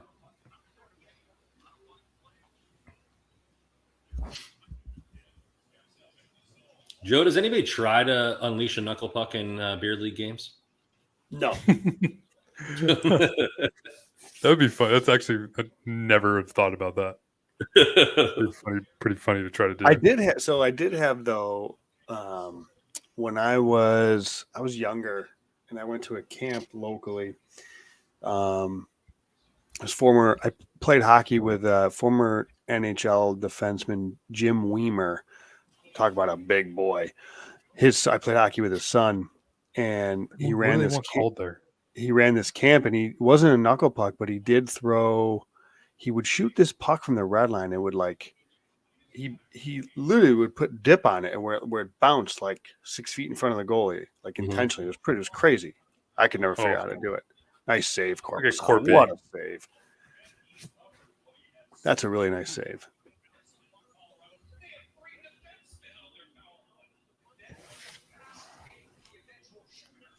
Iceman, if we want to make it a drinking game, go ahead. I'll keep throwing them out there if you want to get a little toasty. I think though. I love me some Gunnar Stahl. That's what I'm saying. I do think that's the best jersey, because I can't stand when people wear other jerseys to a game that team's not playing on. I don't know. It's just a pet peeve of mine. But it's like wearing like a Conway or a Gunnar Stahl jersey to just a random game, the green one, the original Mighty Ducks one. Yeah, those are awesome. Yeah, the current Anaheim Ducks got to do something else. These jerseys the Ducks are wearing are the worst in the league. Horrible. Like, what is the point? I know, when teams change the jersey, it pumps up merch revenue because everybody wants the new stuff. But they're bad. Was it tip right in front? I think so. Rodriguez. It went top shelf. I think it hit right below the bar.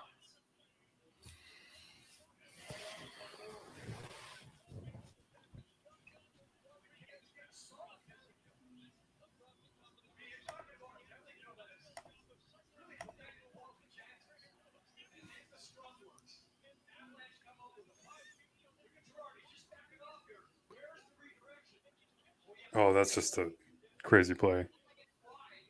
Nice tip. Jeez.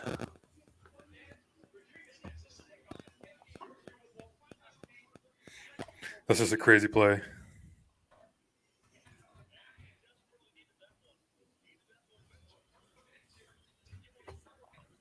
Okay, we got a game now. Oh, that bench looks pretty full. My hopes are high. No, he's not. Oh, no trip there? What are we doing? Oh, boy. That's not good. Oh. Wow, he just whiffs.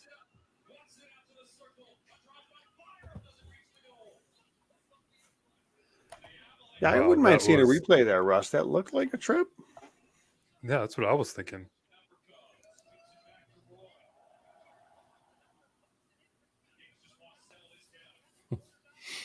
Trapper brings up a good point. Do the Ducks know that orange is the color of duck hunters? It's aesthetic, not really there. So we still haven't seen the Dano line out.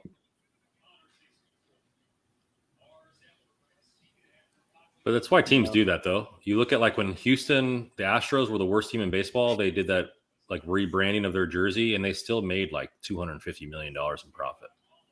Just off. But how's it icing? What do we? Is he saying he touched it before the red line? Maybe That's what he must be saying. That. Like, how is that not a trip? It's a trip right there. They just showed the replay. Russ is bragging. He's ahead of us again. No, I'm watching on the Avs stream. Oh, okay. See, I just saw the end of it. They didn't actually show the trip. I saw Kempe fall down. They just showed the Kempe drive, and he was clearly tripped. I'm at 352, obviously, with everybody else. Yeah. That's where I am, Rando.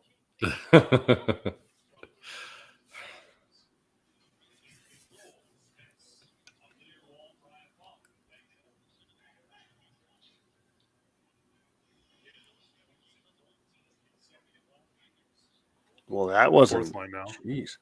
Good stick by Jordan. A little too easy through the neutral zone, though, for Evan. Yeah, let's just walk on through here, boys. Jeez. Oh, Walker, that's a terrible stand-up.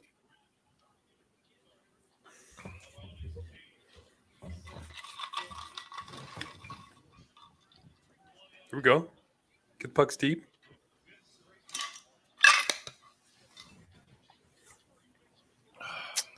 Got to stop on that corner there, Kempe. Ooh. Little hip check. Nice. Nice save. What a save. I mean, guys, I got to be honest. I mean, I think I've had it with McEwen here. I'm sorry. Like, he seems like a great guy, what are we doing? He's doing nothing. This is so weird. No Kaliev? You want to play McEwen over Kaliev? Why? What's the benefit here? You have Grunstrom. The Kalievs look bad too, so. No, I know Kaliev doesn't look great, but I mean, he's a weapon on the power play. He's also still young.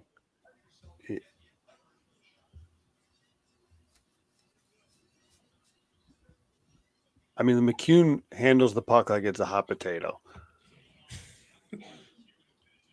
I don't want that.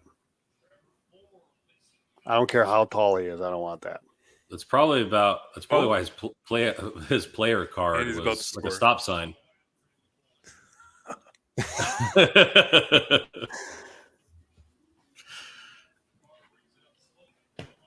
No Fiala.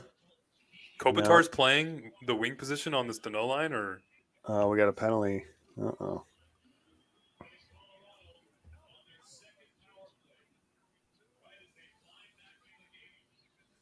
Is that what was happening? I wanted to see that play out. Kopitar was out. He was out on the ice right there with Dano and I saw that. Arvidsson.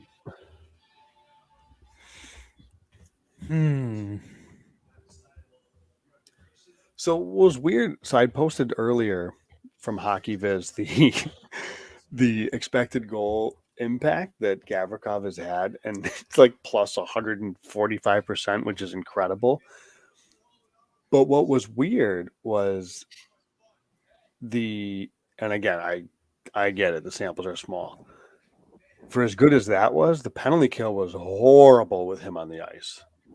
Horrible. So I'm wondering. I mean, we'll see. It's too small samples to. I'm thinking some Russian spy satellites are doctoring your data there. He's excellent at 5-on-5 impacts, but. So what do you think, Joe? You just want to tell your wife you got to work that weekend and come out to LA with us? That would go really well. We got a work trip. Going to be gone all weekend. We're in an area with no cell phone service. Have fun with the kids. Yeah, have fun with the kids.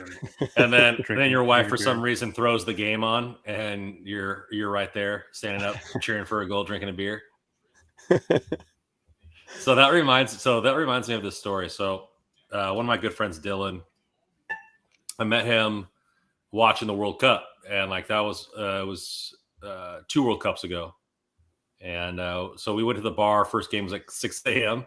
And he told his wife, that he was going and he was going to watch the beginning and then come home and all this and do some errands. And he's like, yeah, I had like one beer or whatever, and then I went and did some errands and came home. And then later on like the evening news, there's a full interview getting interviewed by Channel 10. Like he did like a 5-minute interview about like being like watching the World Cup. And he's like, yeah, Guinness is like God's nectar and stuff like that. It's like, oh my God, great. It's like some of these penalties I think they're calling on the Kings are suspect at best. Ooh, that could have been a penalty. Yeah, that was more of a penalty than the actual penalty. That was close from Doughty.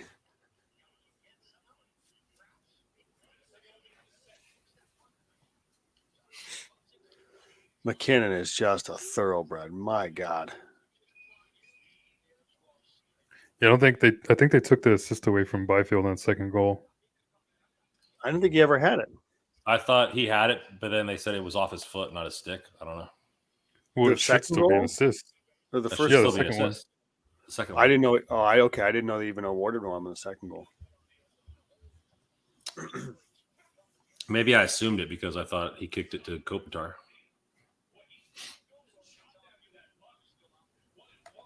Oh, they don't even have the assist actually for the first goal. They credit it to Roy now. So when Roy shot it up the boards, and I couldn't tell if Byfield got a stick on it or not. So I'm actually not surprised at that because it looked like he might have missed it.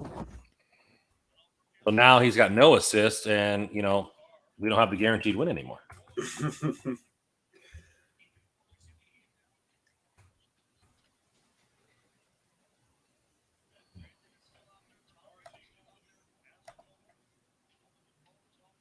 That sucks because Byfield's been playing really good. He deserved to get rewarded.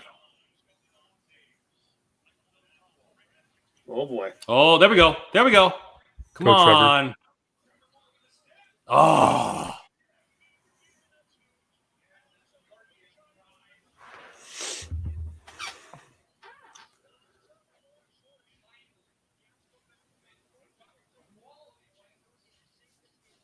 Good stick. Didn't he? I think Holden. I don't know if this is being facetious, but I think he led the NHL in shorthanded goals last year, right? He was tied, I believe. Tied or at least up there. Okay, good. Maybe he was saying if only he could have finished there, like that would have been huge for the team. Well, he's not totally wrong for a guy that leads the team. For a guy that's as impactful as he is offensively, leads the team in shot contributions per 60 or shot attempts per 60, and he really doesn't finish. He could finish more. Well, I think they got out of that period okay. It started well, didn't end so good. Obviously, the Fiala injury sucks. Yeah. Was that Kapari that poked that, by the way, to Moore? I didn't see it. Probably. I think he was on the ice with him.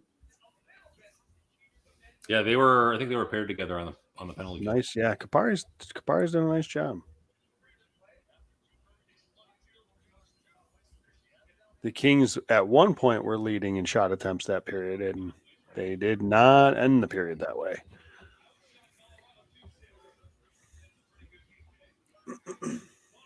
All right, so losing Fiala would suck. Yeah, let's hold our breath there. The Kings may not have gotten help from Boston or Tampa, but they are getting some help from Ottawa, beating the Kraken 3-1. All right. There you go. All right. I like it. Ooh, the Islanders had a big win over the Penguins today, huh? That is a big win. Chikrin another goal and assist. God, such a good sneaky pickup for them. You didn't need that. Let's see.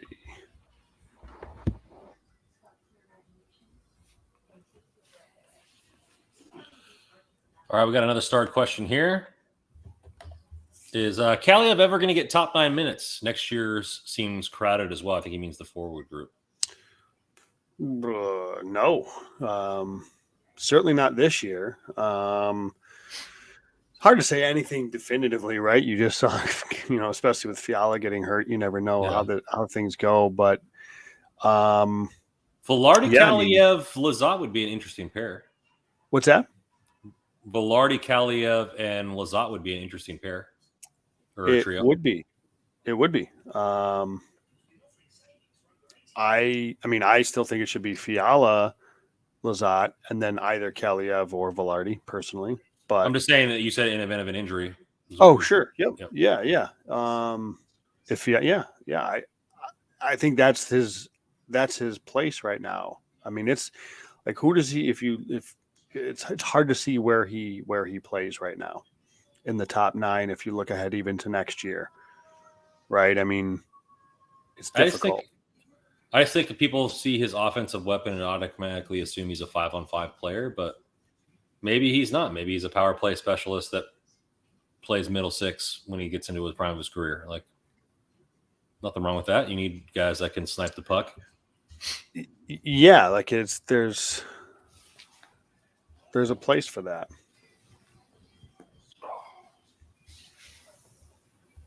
So I guess, like, I'd rather have my 4th line guy be that than Zach McEwen. Yeah.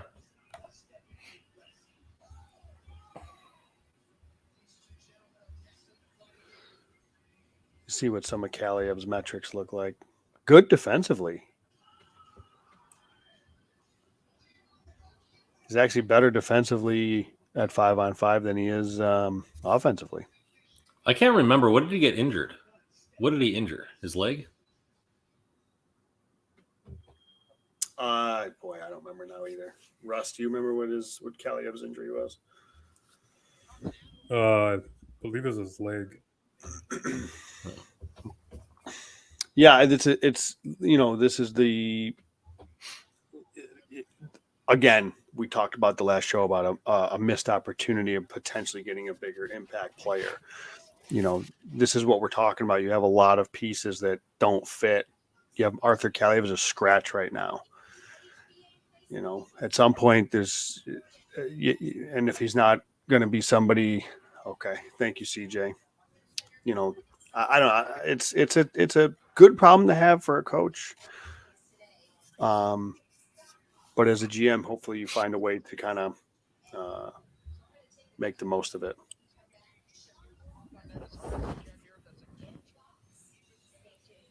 Sean Walker speaks with Jim Fox. I got to be honest. I don't mind Walker right now. I don't think he's been bad today. I think the pair's been okay. Twitter. What's that? I don't mind mind Walker either. I mean, I think I'm just going to cut that right there and just replay it on the start of the year. He was definitely iffy, but I mean that was kind of expected with coming back from injury and whatnot. But lately I think he's been more than okay. I think that's why when everybody was worried about the line combinations, they were like, "Oh, why is Walker still in the lineup?" Like, Alex Edler should be the one coming out of the lineup before Walker.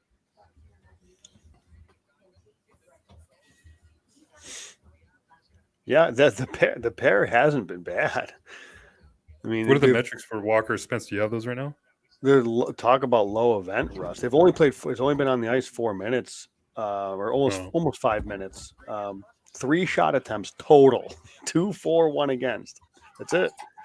But you know what? Out of your third pair, okay, against Colorado. Let me see who they've been. Being neutral is better than being bad, right? And I could go on a whole diatribe there, Randon, about this is what I was talking about, getting a real top 4 defenseman, but I'll save everybody beating that horse. Let me see who Walker has been, that pair has been out against the most. Lars Eller, Logan O'Connor, Andrew Cogliano. Seen a lot of Cal McCarr.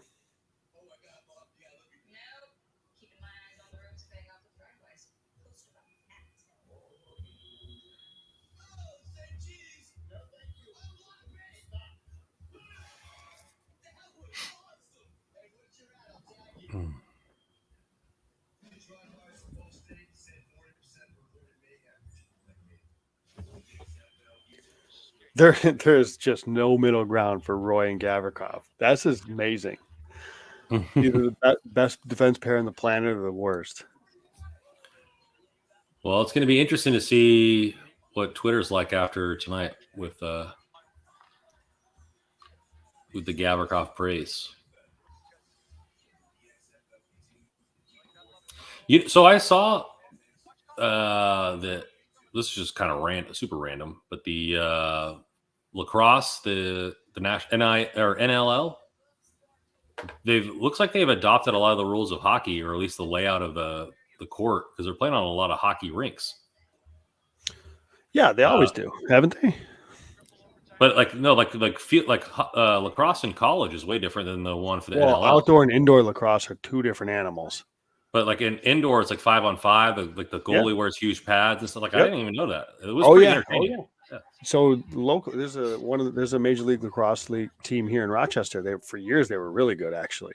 I have no idea if they still. I've never been a follower of them, but I've been to one game. Crazy atmosphere. Those people are different animals.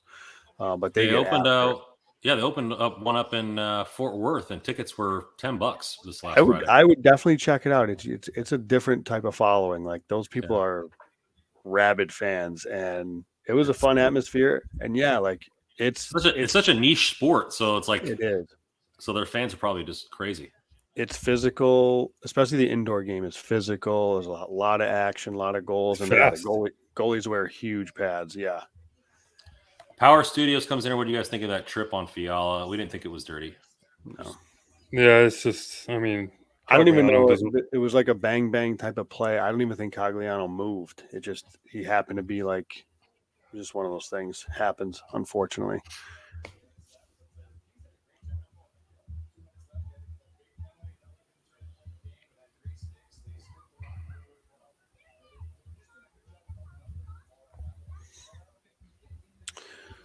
See this money pucks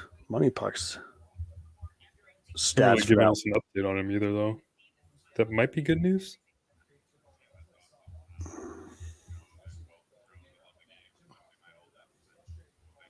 Is no news good news? Could be. I mean, if he's out for the rest of the game, they won't have an MRI until tomorrow, anyways. So no, we won't know anything like that. I mean, they just haven't said one way or the other. If he's like out, that's the thing I'm saying. Like, we haven't heard that he's been ruled out. Yep. Which is good news, I guess, in the sense.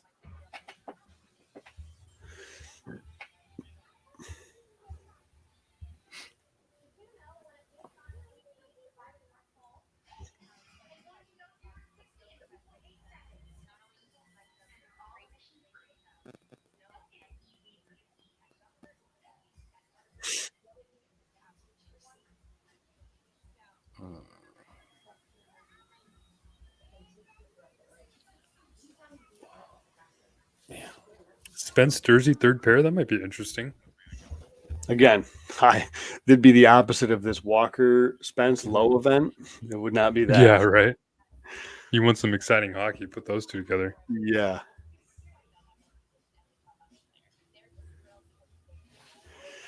So Vincent Lovestead coming in saying that this upcoming homestand is like middle teams and wild cards. I know Joe was saying on the last podcast, I think he had said 7.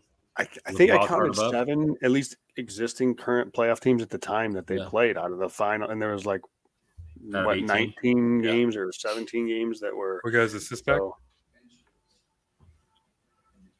They give it back to him? Oh, okay. Well, they take it away. They take it away. They gave it on the second goal.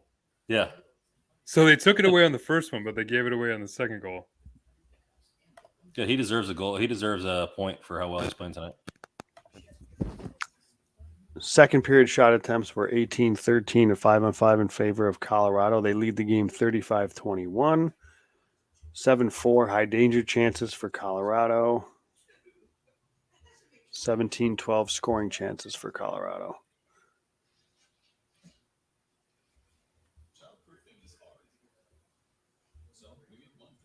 And a third period potentially without Fiala would be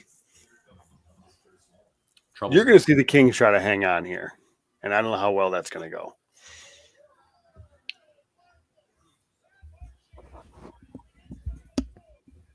Power Studios with the reverse retro jerseys. I don't know if there's any I know there's a LA store for all the sports. Maybe you go there instead of the NHL store. See if they have any left over. But I know those things go fast. Yeah, those things were flying off shelves. I mean, for all the more reason, those things were beautiful. Yeah, love those sweaters. When is the next reverse retro game? They're done. Every team is done. Mm-hmm. No more. No mas. I'll probably wear my reverse retro to one of the games when I go out there, and then my Kopitar black one for the other one. Smart man. Mix it up. You know what? I wasn't really too fond of the heritage jerseys, the Chevy logo ones with like the glitter part, shimmery part, but those have grown on me. I didn't love them, but I didn't dislike them. But these ones are definitely much better. Yeah, the reverse retros were sick. One of the better jerseys I've seen them wear in a long time.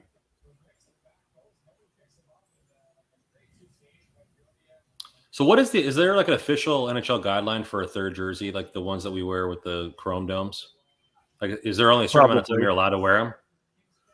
I think so. Yeah, because I mean, think about it too. They're white too, so and they wear them at home a lot.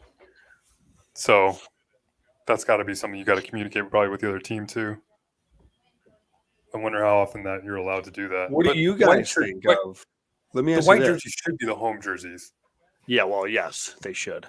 What do you guys think of? Because this, look at what Carolina is doing, which is, you see this in like every other league, but not the NHL, it seems like, or not when you get to pro hockey. Because you see when the Kings wear their whites or teams wear their whites, they wear the white helmets, but usually the helmets matches the pants and the jerseys match the socks. So Carolina, when they have the white jerseys, they have red helmets. It looked a little awkward when I saw it, but it's like I kind of like it. Yeah, it's definitely different. Black helmet with the white jersey. Right. No way the Kings just go all white. Just wear white pants and white jerseys. Why not? Let's just get crazy here. There's no. I see. I don't know what Jarrett Soul's staying here because I have my TV muted, but I see him kind of doing this. And I don't know what he's referring to, but there's no way the Kings are going to get after it. I just think they're going to try to hang on this one, I think. Yeah, 100%. They're going to go into a shell, especially with Fiala out. Yeah. Going to see Gavrikov, Roy, and Drew Doughty and Anderson out there for 18 of the 20 minutes. That could be bad. I'm with you, Trapper. Let's go back to purple and gold for. Yeah, the form blue and gold. Why not? I have hated the logo that they have now since they switched to it, but that's what they won 2 cups in. It's that's what Luke Robitaille just. It's the only thing he leans back on. It's the only thing he can fall back on is we won with those jerseys. Like we won with that logo. How can despite how terrible it is, they did win 2 cups with those logo. Especially when you just retired Dustin Brown's number in kind of those colors. And Kopitar, you probably won't see any switch until Kopitar Doughty leave. Yeah. I mean, just to not like, I just still don't even understand what the logo is. I know it's a home plate. Yeah, but why? Like, maybe I mean, even if it's not a crown, there's got to be. I mean, I don't know. There's a variety of different crowns that they could use.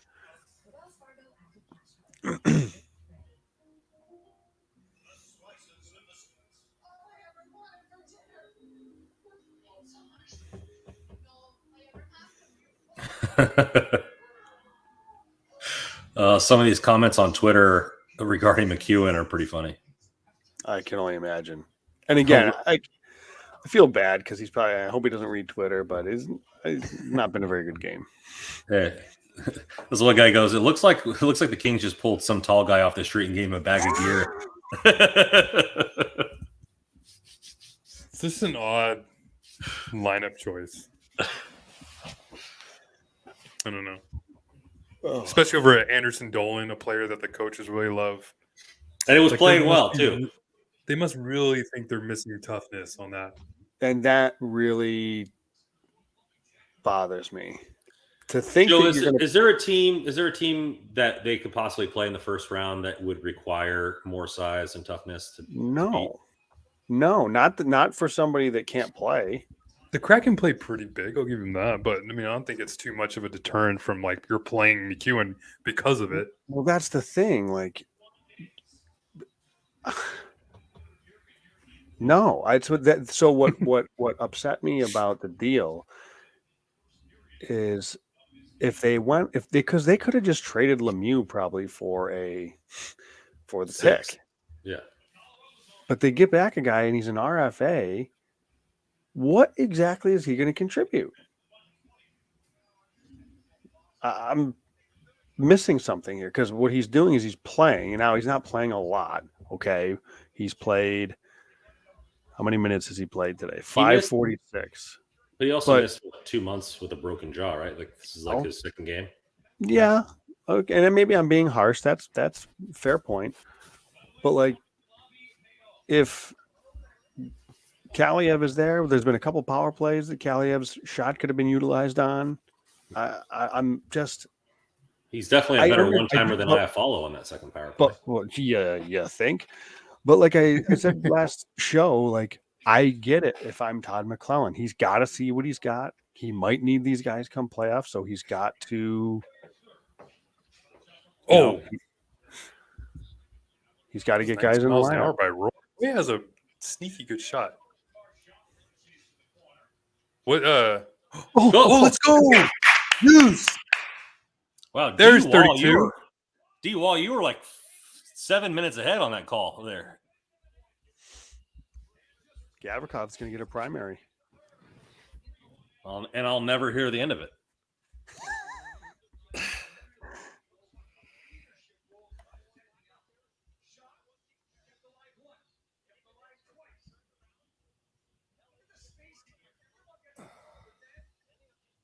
Even though it was a shot. on a fan shot. Fiala's back on the bench. Oh, good. Goostel tweet just tweeted that. Huge. He's on the ice. Huge.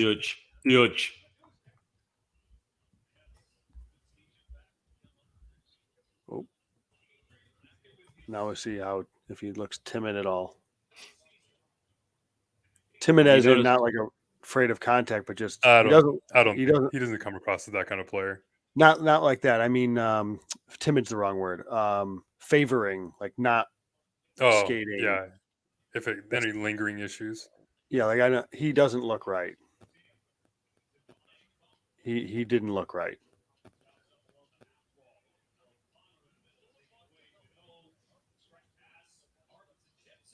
He hardly moved. I wonder if we'll see in the rest of the game.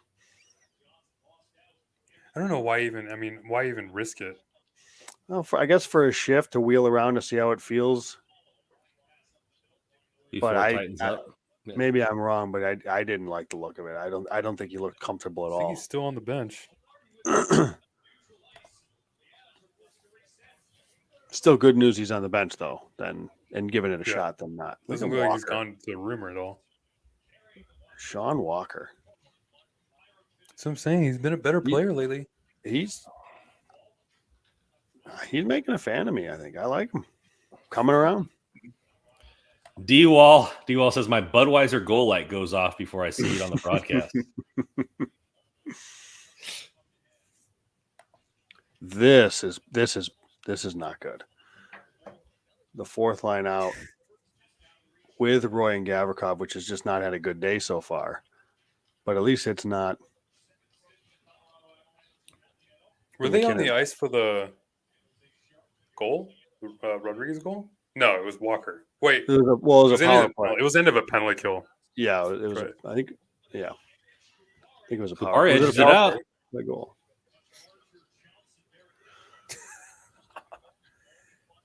And pass right into McEwen's skate. Ooh, There you go. There's a good play. Take that ice, Raz.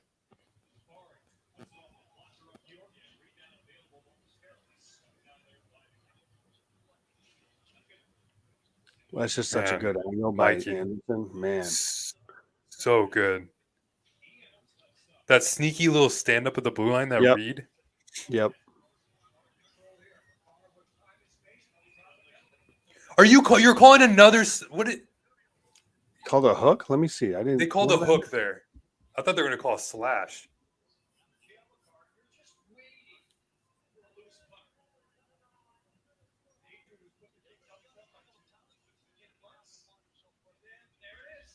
I mean, that's a hook these days. Yeah.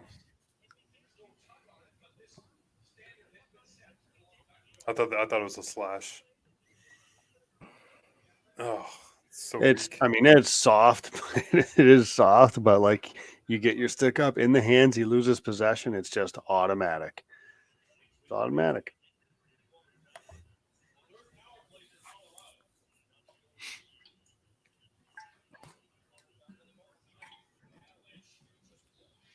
So Gavrikov's got 2 points in 4 games. Yeah, Another goal assist. assist. Goal assist. He's got like I get like Willie Mitchell vibes That's. with him. I don't think that's unreasonable. Somebody People were saying commented on Regier. our YouTube. Somebody commented on our YouTube and brought up Willie Mitchell's name. I like that comparison. I heard Regier's name and I was like, I don't know about that. Regier was a bruiser. Well, and he was like, wasn't Regier at the end of his career? Yeah, that was like he was the last hope. Then again, so was kind of Willie Mitchell. I mean, it's not the greatest thing in the world to be compared to Willie Mitchell and Robin Regier when they were in like their mid 30s. That's nice shot. McKinnon. Yep. Zipper. That guy's pretty good. Yep. Penalties killing the Kings. McCollum talked about last game.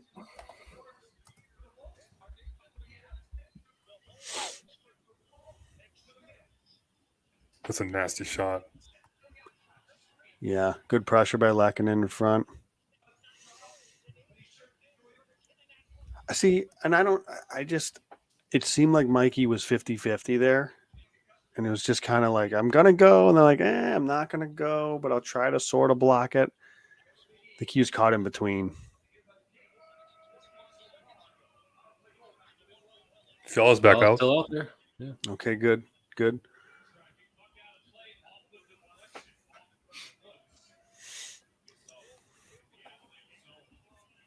Who got the assist on that one? Prime Car. And I don't know let me see if there's a second. McKinnon's been a totally different player lately. McCarr and Rantanen. Can't have these silly penalties.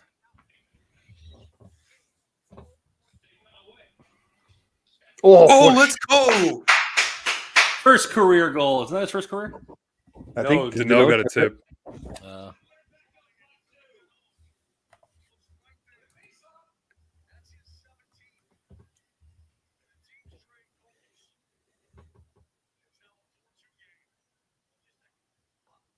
Oh, what a tip. I think was it a double tip? Does Arvidsson get a tip like halfway through? I don't know. He might have. No, I don't think so. Great tip. That's a good response. So Dano gets the assist and the goal?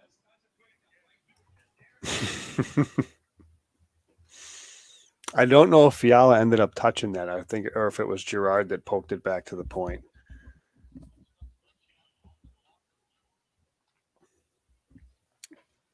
Jordan Spence getting a primary assist in his first game. And see, again, Common. like another thing that kind of drives me nuts about people talking about size and net front. Look who's got tip goals today from directly in front of the net. Evan Rodriguez. And Philippe Deneau. You don't have to be big to do this stuff. Like, people need to get with 2023. All right, come on. Let's Is Nichushkin one of the more underrated players in hockey?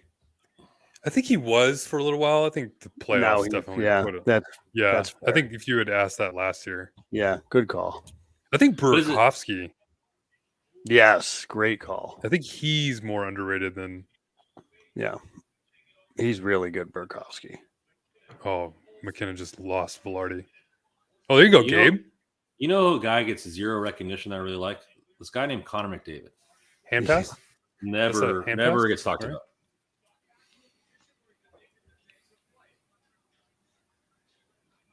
Korpisalo's looking good, Vincent. I mean, the 2 goals have been Nathan McKinnon laser beam and Rodriguez tip right in front of him. No fault there. Hasn't let any bad ones in, that's for sure. Oh.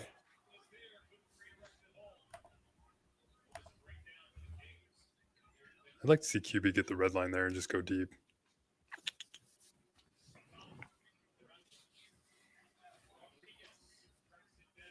That's a little pinch there. Another good play by Mikey. Yeah.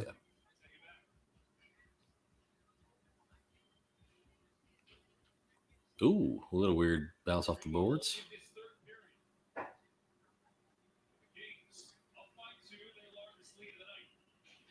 I mean, Fiala hasn't been noticeable, but at least he's skating. Yeah, at least. Oh, well, Moore's on the ice now. With the second line? In this spot. Moore's skating is his spot on the second line.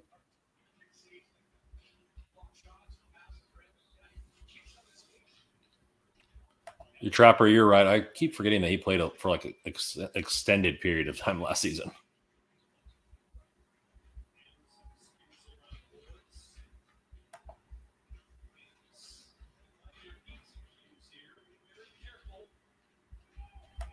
Vincent coming here. The Stars turned on rookie mode and against the Sabres tonight. put up 10 goals. We were talking about that earlier a little bit.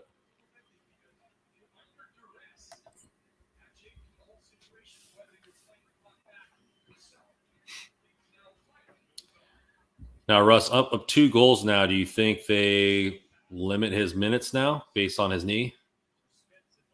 I'd be surprised if he even plays anymore. Yeah. They're already playing more in that spot. I mean, crap. Nice, Corp. Man, it could have been a penalty.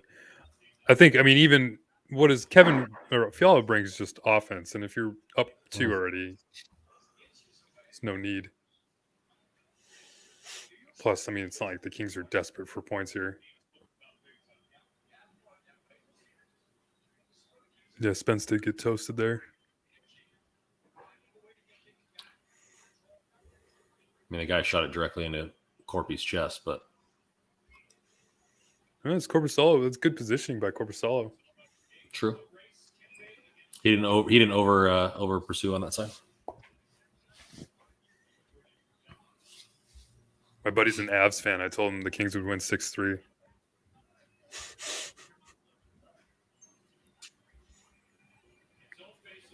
Seattle pulled within a goal, 3-2.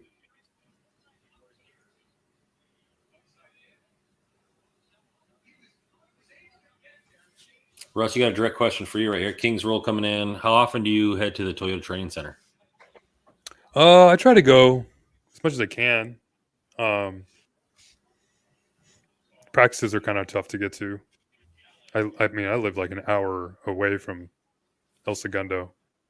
So I try to get there as much as I can. Whenever there's anything big going on, I'll get out there, but not often. Maybe a nice stick. Look at Gavrikov's. That was money. Woo-hoo. Corpy. Where is McKinnon for you guys? In terms top of like five, Best players in the league. top five. second. You think second? Yeah, I think put so. him. Would you take him over Matthews to start a franchise around? To start a franchise? It'd be close, but I think yeah, so. I would say probably like actually for me, I think it's like they're 2A and like 2B. Or not? But I think, and then right behind them for me right now is Victor Hedman. I'm a huge fan of Hedman. I think I love him, but I wouldn't have him quite that high. I think for me it's like you'd have Hedman 4, and then Barkov 5. I mean, it's hard to like Draisaitl, Jack Hughes. Or actually, yeah, I'm forgetting about Jack Hughes is having a monster here. Yeah, I'm not a big fan of Draisaitl. Rantanen, as somebody mentions in the chat, Rantanen. Yeah, people would. I mean, there's a lot of people that take Makar over McKinnon too. I mean, that's not the worst. I wouldn't do Makar over McKinnon. I don't think, but I get it. I think a number 1C is more important than a top defenseman. But you kind of need them both. You're not winning the cup without either. So yeah. What was that? Everyone was McKinnon's probably two. Everyone always says you feel like you need 2 centers, a defenseman, and a goalie to be a legit to even like have a prayer.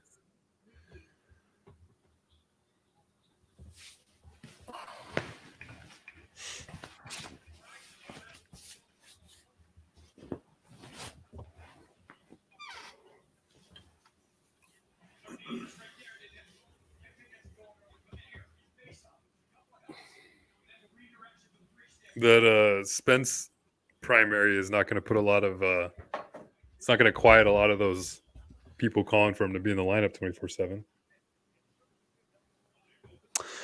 No, and it's not even that they're wrong. It's just there's no room. Unless Dursey comes back and you play, that's kind of a bad play. Who was that? Moore? That was Moore. He's frustrated with himself. I think that red line. He was trying to spring Arvidsson, I think, and just come on, you're up 2. Misjudge the geometry. He's getting used to the tinted visor. Can't see much. I did call his 30-second goal. My typo turned out to be premonition. A premonition. Yeah, exactly. That's what they call foreshadowing in the biz. I should do that more. Do you think he'll get his 3rd for 33? 333 on an ENG. Nice, Dewey. Take him. That's a sneaky little play. That's a sneaky veteran play right there. My brother just texted me that he doesn't look like he's on the bench anymore. Fiala. Yeah, I wouldn't be surprised. He did. I mean, he didn't look right his first shift of the period. There's just no need to. And I wouldn't be surprised if he's out of game because the fact that adrenaline's still going high right now. Like we all know when adrenaline leaves, swelling goes up, all that stuff.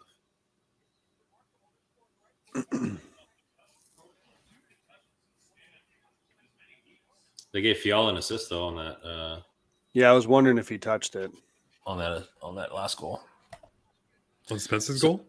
Yeah, comes in, gets an assist, goes in the locker room. The no goal. Yeah, I couldn't tell if it was him or if it was Gerard that poked it back.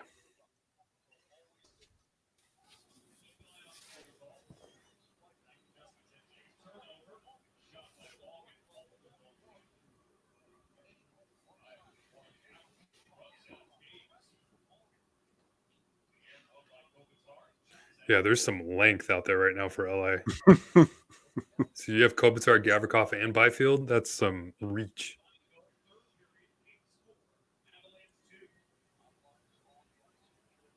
And Roy's not small.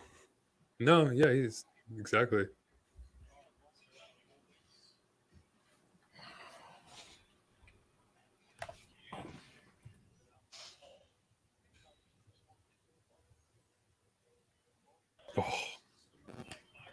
Oh, yo, Gabe. Don't mind that.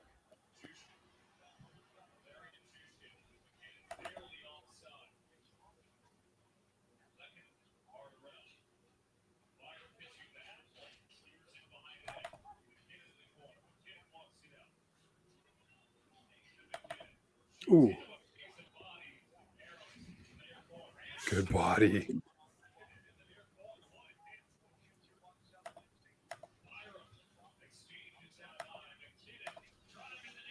Blake, you have to take him there. Whoa. Oh, we're not going to call any goal interference here? This guy just drives straight to the net? Like, what are we doing? He went no push hard. or nothing. Guys drive straight into the goalie, and there's no goalie interference. I've seen a lot less called, that's for sure. What are we doing? Oh, my God. Jesus Christ. And on that sour note, this Horrible. live stream is brought to you by DraftKings. Well, the action never ends at DraftKings Sportsbook, especially this summer with tons of ways to bet on your favorite sports. You can fuel your fandom and feel the heat of this season like never before. Plus, right now, DraftKings Sportsbook is giving new customers a risk-free bet up to $1,000. That's right. Make your first bet up to $1,000. If it doesn't win, you get another shot to cash in. You can throw down on all major action for baseball, golf, MMA, and more. Plus, same-game parlays, spreads, money lines, over and unders, props. Your betting options feel endless. Do you want to take Team USA in the World Baseball Classic and your LA Dodger Mookie Betts to get a home run? You can do just that. Best of all, DraftKings is safe, secure, reliable. You can deposit and withdraw your cash whenever you want. Download DraftKings Sportsbook app now. Use promo code THPN. Make your first deposit and get a risk-free bet up to $1,000. That's promo code THPN only at DraftKings Sportsbook. Minimum age and eligibility restrictions may apply. Now, what was that non-call? That was horrible. I need to see Poppycock. I want to see a replay. I mean, I've seen way worse. Way absolutely. I've seen even some with more push from the defense get called. I mean, and that was borderline getting pushed at if any contact on the way to the net. Yeah, I want to see what the contact was with Mikey. That was assault on the streets. That's assault, brother. Your Daniel Jones got the bag, huh? He sure did. Remember we talked about last show about getting guys below market value? That's how definitely not it.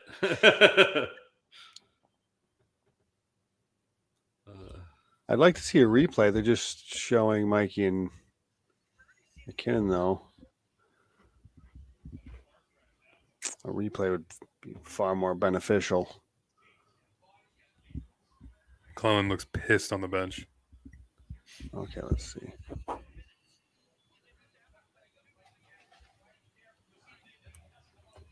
I mean, he actually didn't go right into Korpisalo like I thought he did after seeing that angle.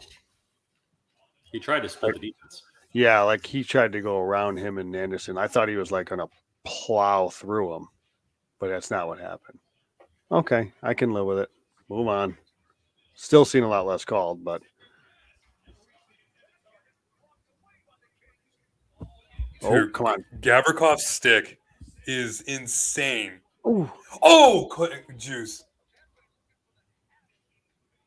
Thought he had that one. 90-mile-an-hour wrister. He loaded up on that stick.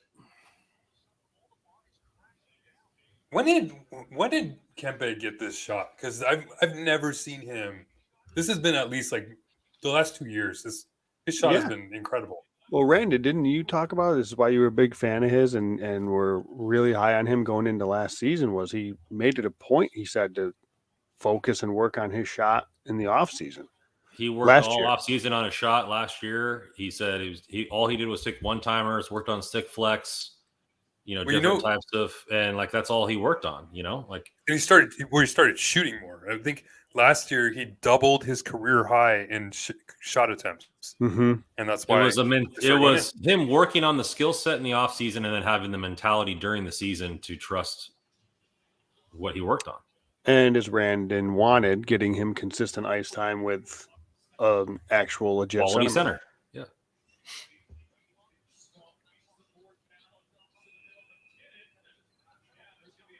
Oh, we got another penalty. Lazat? You know what they? I don't know. I don't know if you ever you listen to the All the King's Men interview with the Columbus Blue Jackets guy, but they call him the Golden Octopus or something like that in Columbus. Gavrikov. What? Something like that. They call him the octopus because with his stick, it feels like he has 8 arms. You know. Yeah, I can see that. Oh yeah, that's for sure a hook. Easy call. Yeah. I don't know if it's the golden octopus or but they call him the octopus. Well, it looks like his stick. I mean, I'm colorblind. I don't know what color his stick is, but yeah, I mean, calling it right now. Get the hats ready. He leads he was among the best in the NHL in terms of. I mean, he's really good in his defensive zone, defensive, and breaking up passes with his stick. Byfield taking Fiala spot. Yeah. Sort of. He's down low though. Yeah. Well, Fiala was more of a rover. Yeah. Oh, so Kempe's kind of in his spot. A little rotation. We'll see how Kempe, you need to get. Yeah, there you go. Go to your circle. Yeah, but go to your home. Yeah. They got to put Velarde. No. I don't know. I need Byfield in the bumper position. Yeah, I was going to say I'd rather have Byfield in the bumper than Kempe. Seattle seemed to have tied it up for the max. Who? Oh, the Kraken. Damn, Pacific Division. Can't get no help.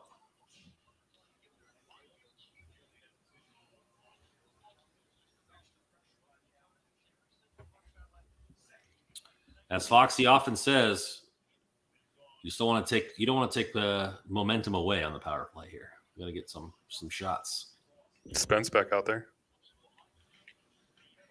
I'm actually surprised. I thought they'd go Roy here.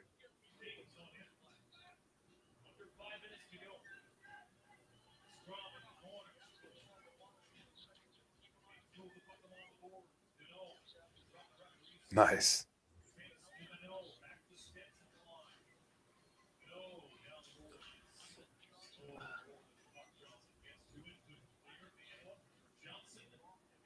It's a hand pass. Okay. Or not.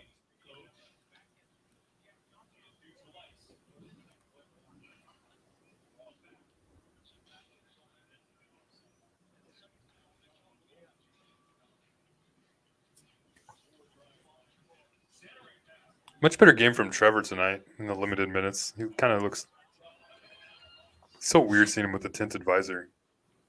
I know. Uh-oh.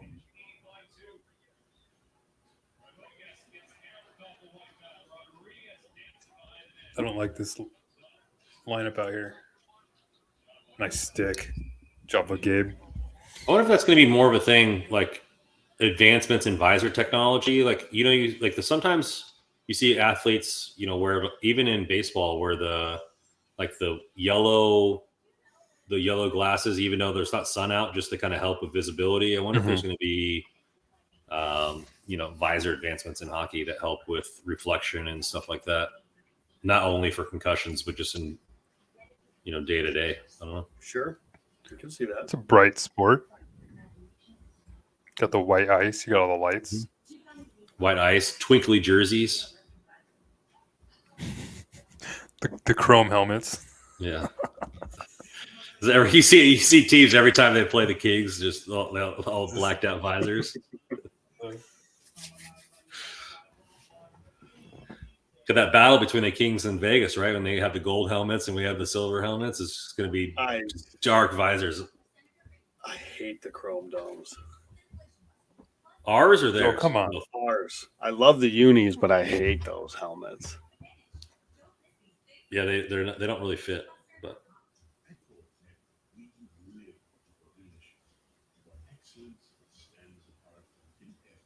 all right. This Boar's Head commercial is making my mouth water.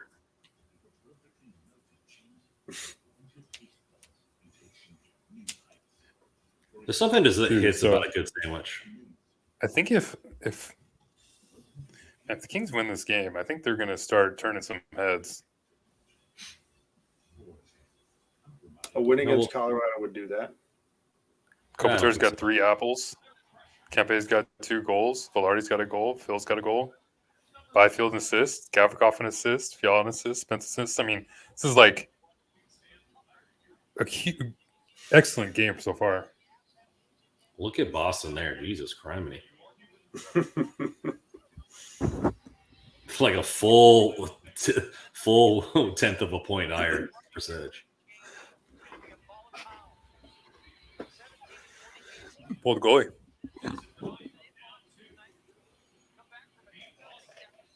Is Kempe out there? He is.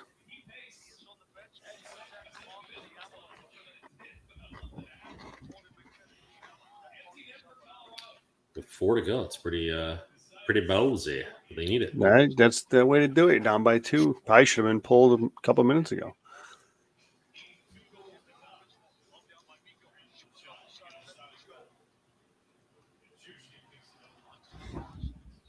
The octopus getting a hold of that player there. Good stick, QB. No one was really there, but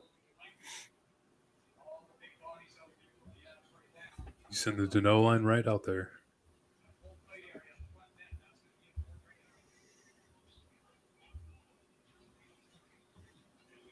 Going for Gusto. Kings are a wall at the blue line right now.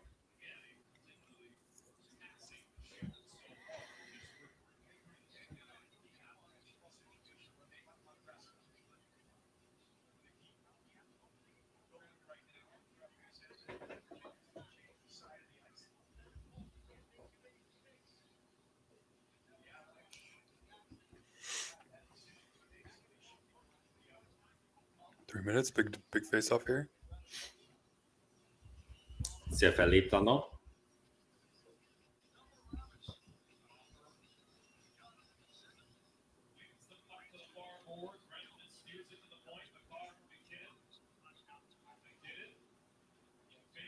God, he puts so many people in blunders. Oh man.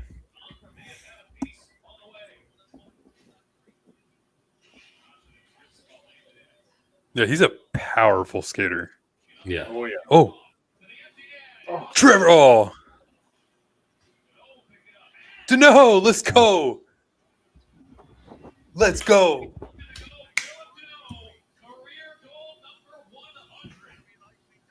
Career goal 100, huh?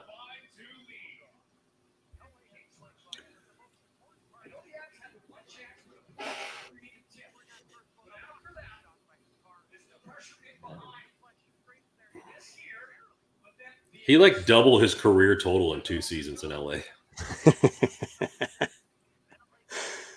Because he's got what, like 25 this year? He had like 25 last year, so it's like 18 this year. Yeah.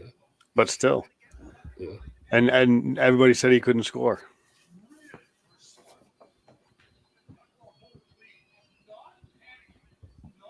Hey, don't get me wrong, I was worried too. Process. Wow. He drives play. Hey guys, I don't want to be braggadocious here, but we've done 3 of these, and I think the Kings have won all 3 of them. Not only that, Just this is saying. 2nd in a row against the Avs too. And this is the 2nd in a row against the Avs. No, Both in wasn't the last one Colorado. against the Flyers? I think the last one we did was against the Flyers. Yeah. But Oh, so this is our yes, 4th the first one, one we then, did I was think, against the isn't it? Avs. No, it's our third. This is our 3rd. Oh, the Avs was our first one? Yeah. Oh, okay. Yeah. Well, I mean, when playoffs come around, we're going to do all of them. Maybe do the away games. I'll be probably at the games at home. That's what I meant. But knowing marketing, they'll probably put us at like noon. I don't know. If the Kings play the Oilers or they play the Golden Knights, either way, it's probably gonna be pretty dramatic. Yeah. Oh god. Oh, what a save! Oh, Corbasalo.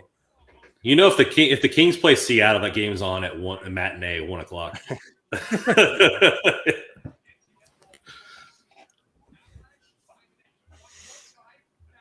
I think we can confidently say, at least I will, Max G at Mr. Max G had a request on Twitter to give a birthday shout out if the Kings won tonight. So happy birthday, Max G. And I'll say it. My man. Hopefully you tuned in. Hopefully, I think the only big thing here is just hopefully Fiala is okay. Yeah, it's huge.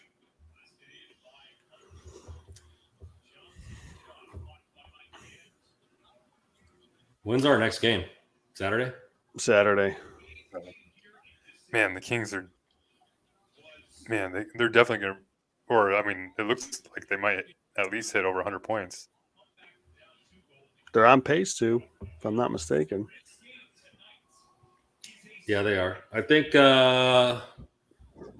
it was Bernstein that said like they would have to win out like 80% of their games to break the record, which would be a streak right there. Well, their schedule's easy. King's Rule. That's my artwork over my head is stuff that I painted. I dabble in the brush here and there.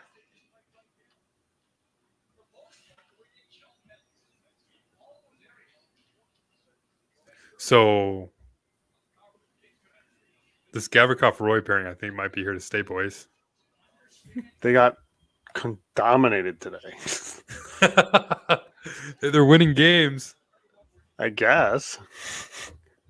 I'm not saying they should split it up because of one bad game, but like they were horrible today. They were the worst two players on the ice in terms of shot attempts. What a win.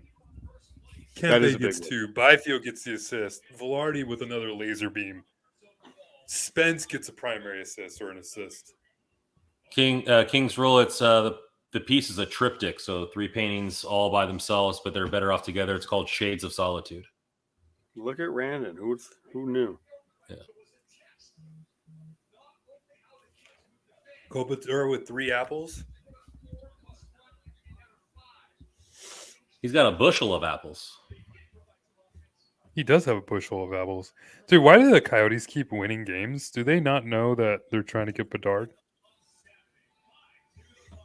So how many does Kempe get? Everybody's gonna be like, oh well, they trade away Chikrin and they're winning. It must have been the reason that they were losing. Well, they're gonna be upset because that pick is not going to be as high as they want if Seattle makes the playoffs. You offering to buy that King's Rule? You offering to buy? I could use some money.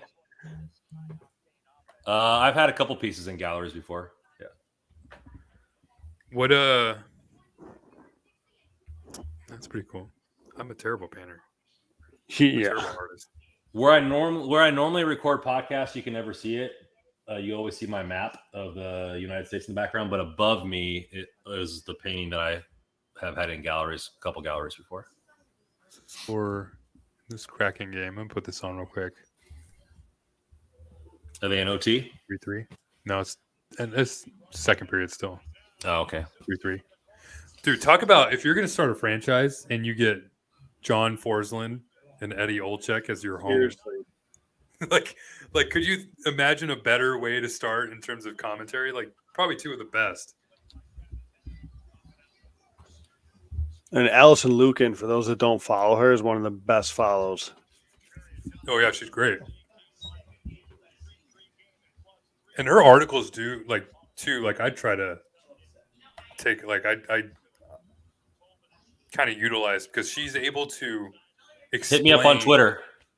She's able to explain analytics in such a, I don't want to say dumbed down way, but such an easier way to understand the way she writes pieces because she goes really in depth too. But it's so easy to comprehend. Yeah, she's really good. She the beat writer for the Kraken? She's at least like an analyst. She was on she's on the broadcast last I knew. I don't know if she still does like in between the benches reports for them too. Yeah, she's as good as it gets. Have you heard good things? Have you guys heard good things about the arena at all? I've heard good things. I've never been there, but I've heard good things. Spence 1 assist, +1, 1252 time on ice. I like it.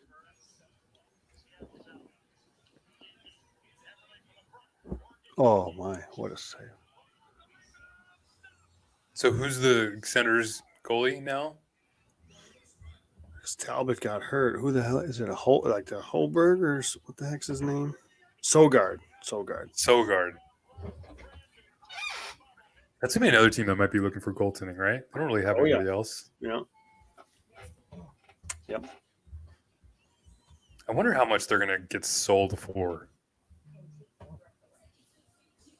That the Senators kind of need a little bit of a rebrand. I feel like that. So didn't they just do it? Didn't they just do sort of a rebrand? They kind of changed back to their old early '90s. What were they for? No, they've always been kind of this like red, gold, black. Well, they did just do a sort of a rebrand of that. Like I don't know how to describe it, but they went back to the early '90s or mid '90s logo and the way it was on the jersey and the jerseys. It's a little less of a, I don't know, I guess how to explain it, but they did. I don't know if it wasn't a total rebrand, I guess, but it was definitely a shout back to an earlier time.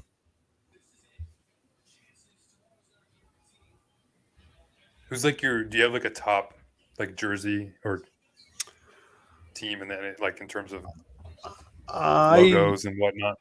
I love Montreal, the Rangers, the Blackhawks. I mean, the originals are still really, really pretty awesome. Yeah, this is a little bit different. This Sens uniform. I think if you look back, there was more gold in it in the past. Like this is a throwback to like the early '90s. Okay. It's really similar, and probably to like the naked eye, you wouldn't much notice a difference, I guess. But I think if you looked at them side by side, you'd see them. I think the Wild have pretty. I like their colors. Yeah, and the logo's good too, with the bear and with all the trees in the head. Never been a huge fan of that one. It just doesn't look good on TV to me. It looks like a blob. But the logo? Yeah. I like their colors more than I like their logo. Oh. Okay. It's a pretty cool new mask for Corpy. The Vancouver Canucks, when they had the hockey stick logo with the green and blue, I like that. The green and blue, okay. You don't like their the black, red, and gold? Oh, like the old school, like the '90s? Yeah, like the whatever it was, just lines. No, I'm good. I like that. I do like I just don't like the logo. I like the hockey stick logo better than the C Orca logo. This is or like the Orca. Yeah, I'm not. No, I don't. The Trevor Linden. Yeah, I don't like it. Salo. Abbott, their farm team has the best uniform in hockey. Those greens, the greens with the lumberjack. The green jerseys though, they're ridiculous. I'm trying to think of jerseys I like. I like the Rangers. The Rangers are solid. I like the Rangers. It's such a feels so simple, but even the one where they have the Rangers lettering. I love that actually. Yeah, that's what I'm thinking of. Isn't that the jersey that Merrick Malik scored that shootout goal? Or no, he did it in it was the Liberty. Statue of Liberty. I think he wore the Statue of Liberty. Yeah, the Statue of Liberty. I did not. And then he did the salute, just skating around. I think that was like one of the first years like the shootout was implemented too. Yeah. And he like ridiculous goal. I think there's a funny story I think behind that he actually told somebody on the bench that he was going to do that before he went out there, and they were laughing at him, and he actually went out and did it. And that's why he was just kind of messing around. This is like awesome. Merrick Malik. Like, who the hell is going to think that he's going to do that?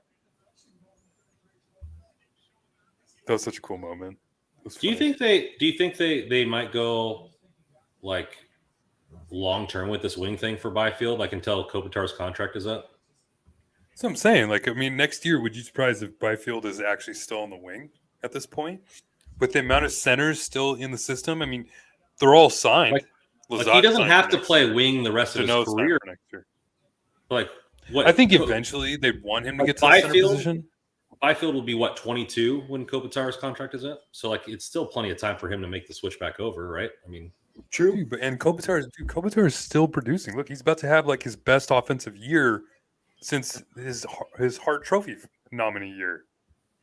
He's about to he might put up 90 points. He's like, if he keeps at this pace, another 3 points tonight? What is he at? Maybe he needs a little bit more than that. But still, I mean, Kopitar is probably not going to be going anywhere for another 5 years. Could see him doing this till he's 38, 39. Yeah. Wait, how old is he right now? 35? So maybe 3 more years. Give him another 2-3 year more deal. 3-year deal. I would, because like he ages. He probably ages well, like a Patrice Bergeron. The way they play, it's not as if they exactly. They could. The way Renee comes in here. Sorry, go ahead. No, I'm just saying the way that Kopitar plays, it's not like he is a fast skater where if he loses his speed, he's going to be a worse player than he is. He's just kind of a lumbering guy at this point, but he just reads the play so well. Renee comes in here. I have a question for all three of you. Should the NHL have a play-in tournament like the NBA? So it's funny. I was actually talking with some other hockey fans the other day, especially with the rumors of like Atlanta and Houston or whatever. So people are like, oh, so are there going to be 34 teams now in the league?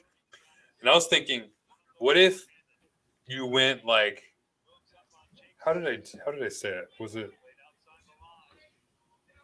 Yeah, so it was 12 teams make the playoffs in each side, right? So you then the top 4 teams. So let's say one conference, you have 12 teams. The top 4 teams get a bye. So then you have a little bit more to play for in the regular season in terms of trying to get a bye in the first round. The first round between seeds 5 through 12, 5 plays 12, 6 plays 11, 7 plays 10, and 8 plays 9. That's a 3-game series. The next round is a 5-game series. Then after that, for the conference semifinals, 7, conference finals, 7, Stanley Cup finals, 7. And then the 10 teams that don't make the playoffs, even lottery odds for all of them.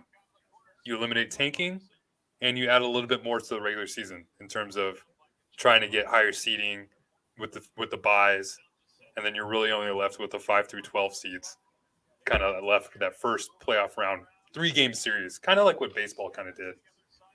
I think that's too many. That's 24 out of the 34 making the playoffs. It's a lot. Yeah, it's a lot. But the thing is, you're going to have losing teams. I don't like teams with losing records making it in. That's what people are calling for. They're calling for expanded playoffs.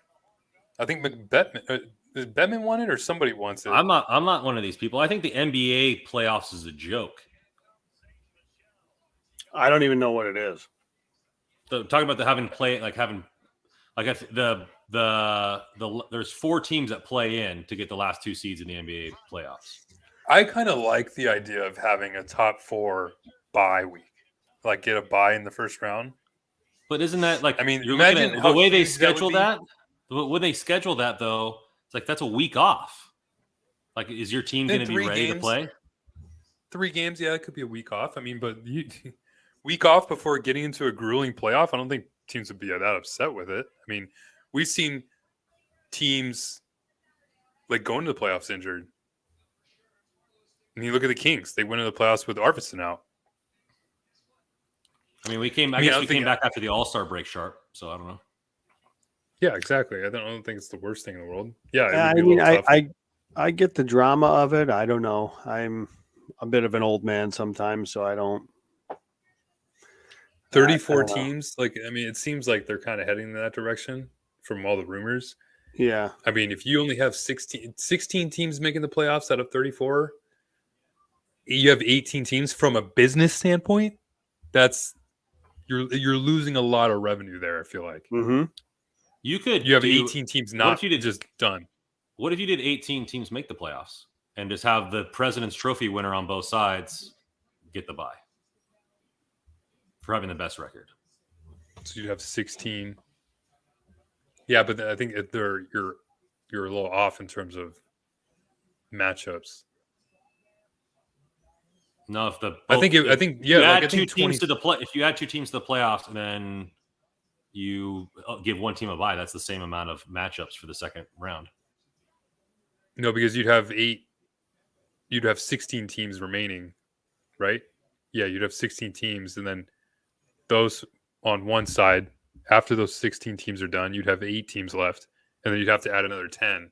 Well, I guess you'd have 5 series, right? Yeah, I guess that would make sense. How would that? You're making my head hurt. I just think it's like over the amount of, I don't know.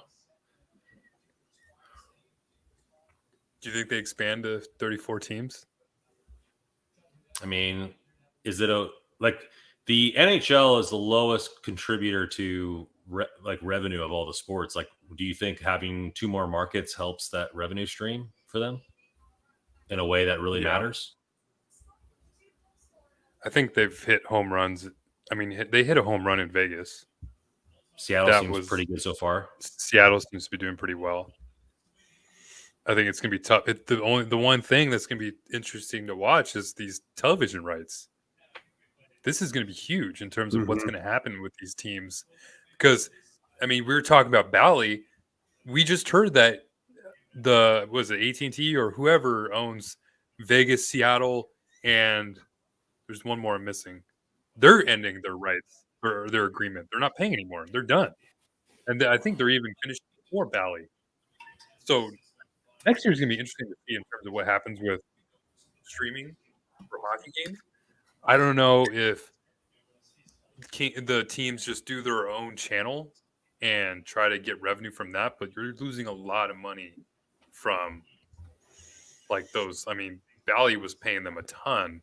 That was like a third of their actual revenue for the entire year. That's a ton of money you're losing. I mean, teams like LA could do it because AEG is massive. Yeah, AEG has money. They're really not worried. Andrews is loaded, but you have teams like Anaheim, like Minnesota. Well, I guess Minnesota could probably do it because I mean Minnesota's hockey. Everybody loves hockey up there, but yeah, Anaheim, St. Louis, Phoenix. These kind of smaller market teams. It would be tough. Florida, like Tampa Bay and Florida, the Panthers. I don't know. So that's probably going to be a huge offseason story to see what happens with. You have that, and then you have the jersey situation too, because Adidas have them right now? Adidas just have the expansion jerseys, I thought. Yeah, they're ending their agreement with that, so they're going to have new jerseys now going into next year. We could have entirely new Kings jerseys next year. See what happens. I wonder if Nike. Do you think one of the teams has to be a Canadian team? Well, Quebec is the one team that everyone's calling for up there. I don't know. I mean, you got to think like how many players are want to go play in Quebec? I mean, look at what Marchand said about Seattle and Edmonton and Detroit. Like he's half joking about how nobody wants to go play in an All-Star game and like spend a weekend in Edmonton when all of his teammates are off having vacations in like Mexico and whatever, and he's off playing hockey, some exhibition game in Detroit. Like what? How is that good for the players? So you kind of got to balance it a little bit. So when I hear Quebec, I mean Winnipeg has a team. Like let's be honest with you. Like I mean, how many players like if you're a free agent, you're gonna want to go sign in Winnipeg and live in Winnipeg, or are you gonna want to go play in like L.A. or Las Vegas or New York? Like you have to have a little bit more of a destination feel to it. Atlanta fell though. I mean, Atlanta did fall, and that's a tough thing. And then Houston's the other name, and Houston kind of attracts a lot of people because they don't have income tax, so that'll attract players. San Antonio only has one team. Like, I think Houston would be the next team if they win Dallas. The South is kind of growing in terms of hockey. I mean, Carolina did pretty well. No one really saw that coming. Yeah. I didn't think Vegas would do that well, and that's been a home run. Nashville's been great. Nashville has been great. Yeah, exactly. So, I mean, I don't think Houston would be the worst thing. And it's a growing city, too, in terms of population. Atlanta, yeah, I don't know about Atlanta. You've been there, done that 2 different times. Like, again, I don't hear a lot of people calling for a return of the Thrashers. I think Kansas City would be an interesting one. Kansas City would be interesting. I don't see it lasting. Like the Chiefs fans are rabid, and they have baseball. They don't have any other. Kansas City doesn't even have a basketball team, right? You know, it'd be kind of fun if you did like another team in Toronto. That would. They talked about that. They talked about doing one. I know. I think that was discussed not too long ago. Kind of like how the Los Angeles does it for basketball. They have the Clippers and the Lakers. I mean, Toronto is such a hotbed area. I mean, I'd rather go there than go Quebec. I'd like a team in Quebec. How far is Quebec from you? Is it any close? My geography. I think it's like 6 hours. I think it's like 6 hours. How far is Toronto from you? 3.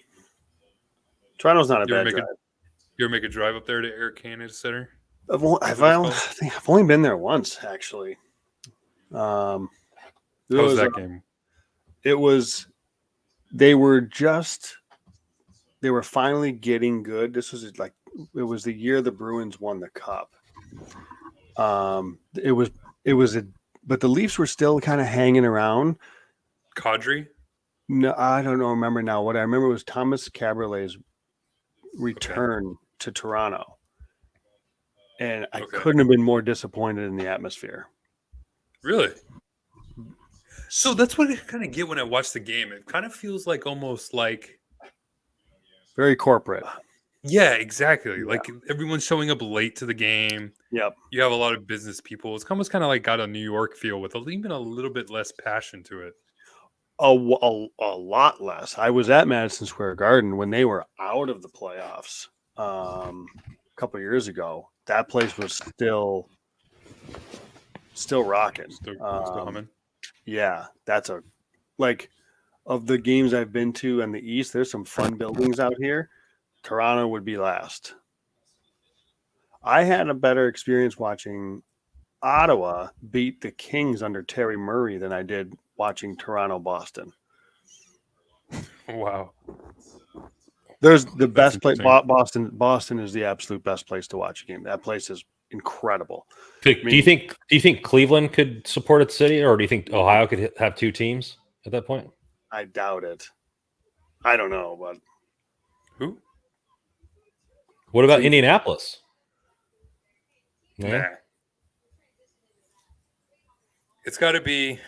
Yeah, I mean, I think Houston's a good pick just because the city is growing in terms of population. Well, Houston's already like the 5th. It's like the 3rd largest city in the United States already. Mm-hmm. I think, yeah, like I said, the income tax would entice players to want to play there. I don't know. It just seems like the Texans don't have a lot of fans. The Rockets didn't really have a lot of fans. I don't know if it's just their management. You would think a bigger city would have. Nobody watches basketball anymore. Basketball sucks. NBA has gone downhill. It's been better the last few games or last few weeks, but basketball became way too. The NBA became way too focused on making the players happy, and now you just have no commitment from the players to the city that they play in, and that's kind of why.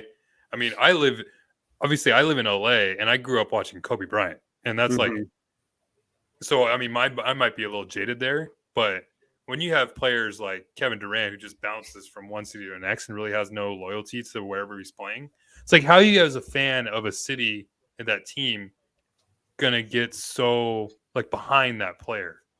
That's why you see fans are almost more dedicated to players than they are to the teams now. Like how many people are they're just LeBron fans. They don't care where he's playing. Just I'm gonna root for LeBron. I'm gonna root for Steph Curry. I'm gonna root for whoever. It's never like, oh, we care about the players and the team or the teams that they play on, not it's the players themselves they care more about now. Is there really another guy that bounces? I guess LeBron bounces around quite a bit. But yeah, he's bounced around a ton. He went to Cleveland, Miami. You said Steph Curry. Yeah, you said Steph Curry, but he didn't do anything. He hasn't. No, yeah. I've never been a basketball guy, so I couldn't tell you. I mean, I don't know anything. You think Portland could hire? I mean, or is it too close to Seattle and Vancouver to where I would imagine it's probably, yeah. Oh, nice move by Zibanejad.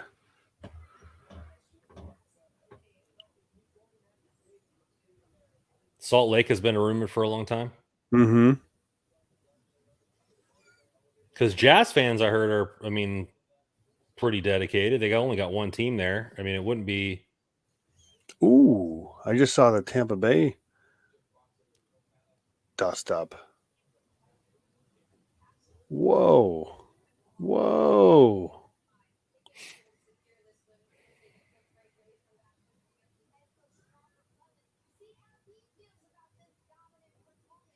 Todd McClellan is speaking next. I wonder, we should probably listen to that about Fiala.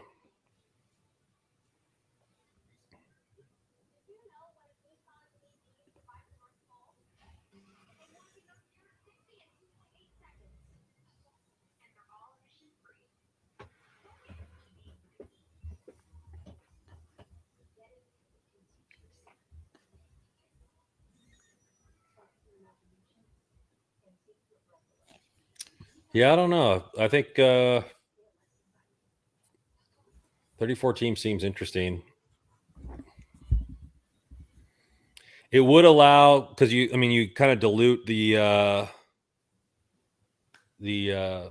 product a little bit because there's more players in it, but then you're able to pay your homegrown guys, right? You're in less chance of people getting poached, right? So, yeah, I'm with kind of Goalie there. Then they lost me after Shaq and Kobe. I mean, it's tough. I mean, I'm sure he lives in LA too. That's when you. I think I stopped watching basketball after Chris Webber. That was a Sacramento Kings fan. Steph Curry almost kind of ruined the NBA. It's hard to say because he's such a good shooter, but the league had turned into now just a 3-point contest at this point. And there's no physicality. There's no, everybody's looking for a foul every time they drive. And it turned into a cupcake league. And that's what Charles Barkley talked about. And Charles Barkley, he's come out and said straight up, he likes NHL playoffs more than he likes the NBA playoffs. And that's because there's so much more parity involved. Although I would say the NBA has actually gotten to a point where there's a little bit more parity, especially now. You don't really see the super teams like you did with the Celtics and the Miami Heat and even the Mavericks for a little bit. But so now at this point, you see a little bit more of a spread out in terms of talent across the league. And I think that's why I don't get why people get so upset with the salary cap in the NHL. I think it does a great job in terms of limiting teams from being the New York Yankees or whatever. You can't just have all these teams that have so much money just go over the salary cap and bring in player after player after player. How is that going to help a city like Carolina or Nashville? I mean, the people that say that don't care. They're looking more at the player. It's better for the player. Yeah, it's mostly agents. I see Alan Walsh calling for it the most. I wish baseball had a salary floor. Being an A's fan. Yeah. You look at Aaron Judge is going to make more money than the entire Oakland A's roster. And our friend Joe here's a Yankee fan. How does that make you feel, Joe? How do you feel about your Yankees going into the year? What's going on? You guys are hurt, huh? Yeah. Montas is done for at least half the season. Hopefully Rodon's elbow's not bad, but he had your forearm. Something was barking today. He'll start the season on the IL. They get a couple relievers hurt. I don't know. I'm not as high. There's and the projections love them, and I guess I'm not as high on them as others. I think. I mean, I think they should win the division, but I don't think this is like a 100-win dominant team. Yeah, I was seeing that they're going to like break records, and I don't know why I'm not seeing that. I guess I don't know why. What about this team makes them that? Max, they definitely could break the record. We were talking about that earlier. Oops. I mean, 10-5-1, if that's what you're saying, they need to get to 105. That's reasonable going down the stretch with how easy that schedule is. So,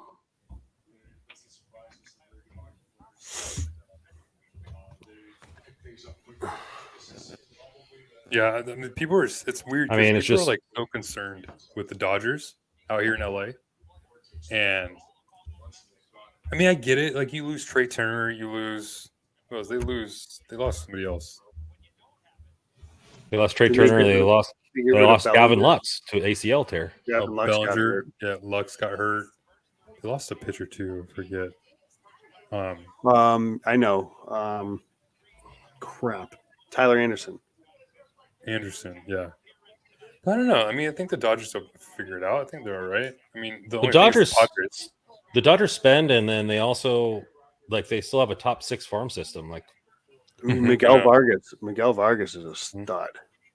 Did you see that in the beginning of spring training? They told him not to swing the bat, to get his timing down, and he still got on base 50% of the time. Yeah. I don't know. I think it's getting to be a point in baseball, and I think you look at the sports like the NFL, the owners are pretty ironclad together. But in baseball, a couple of owners have spoken out against John Fisher for the A's. You're taking our money from from the whatever that's called, the revenue sharing, and then instead of using it to better your team, you trade all your players away and you pocket the money. Yeah, that's the thing. People, it's don't get mad at San Diego for doing what they're doing. Don't get mad at the Yankees. Don't get mad at the Dodgers. Get mad at Oakland. Fisher's a billionaire without the Oakland A's even being a part of that factor. It makes zero sense. And I know the state of California isn't the easiest thing to grow new stadiums or whatever, but the Golden State Warriors Stadium got done pretty quickly, or arena, or whatever you want to call it. So it's good night, Kings Rule. Thank you for watching. Thank everybody else for watching. I know we're just kind of rambling here, so thank you guys for staying around. But it's that stadium got built really quick. Why, the fact that there's no new stadium for the Oakland A's drives me nuts. And it's but there's other owners. Pittsburgh Pirates don't spend. Cincinnati Reds don't spend. Mm-hmm. It's that's why I think there should be a cap floor. Yeah, I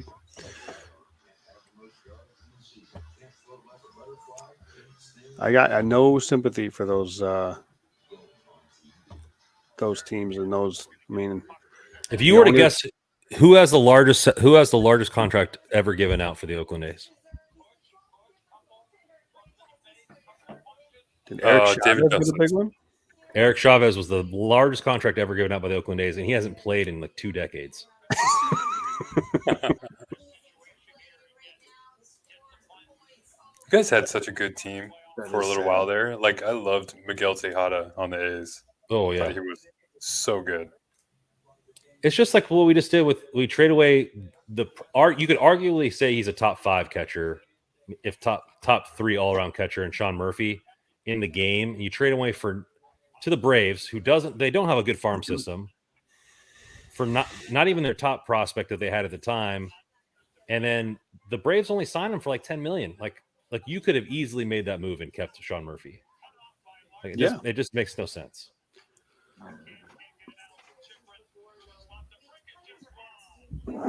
It's the only way the A's are ever going to win a World Series is if they pull off a Florida Marlins and just happen to get lucky with the prospects they have at the right time. They all hit, and you got them at cheap deals. Yeah. Yep. I can't believe the Marlins did that twice.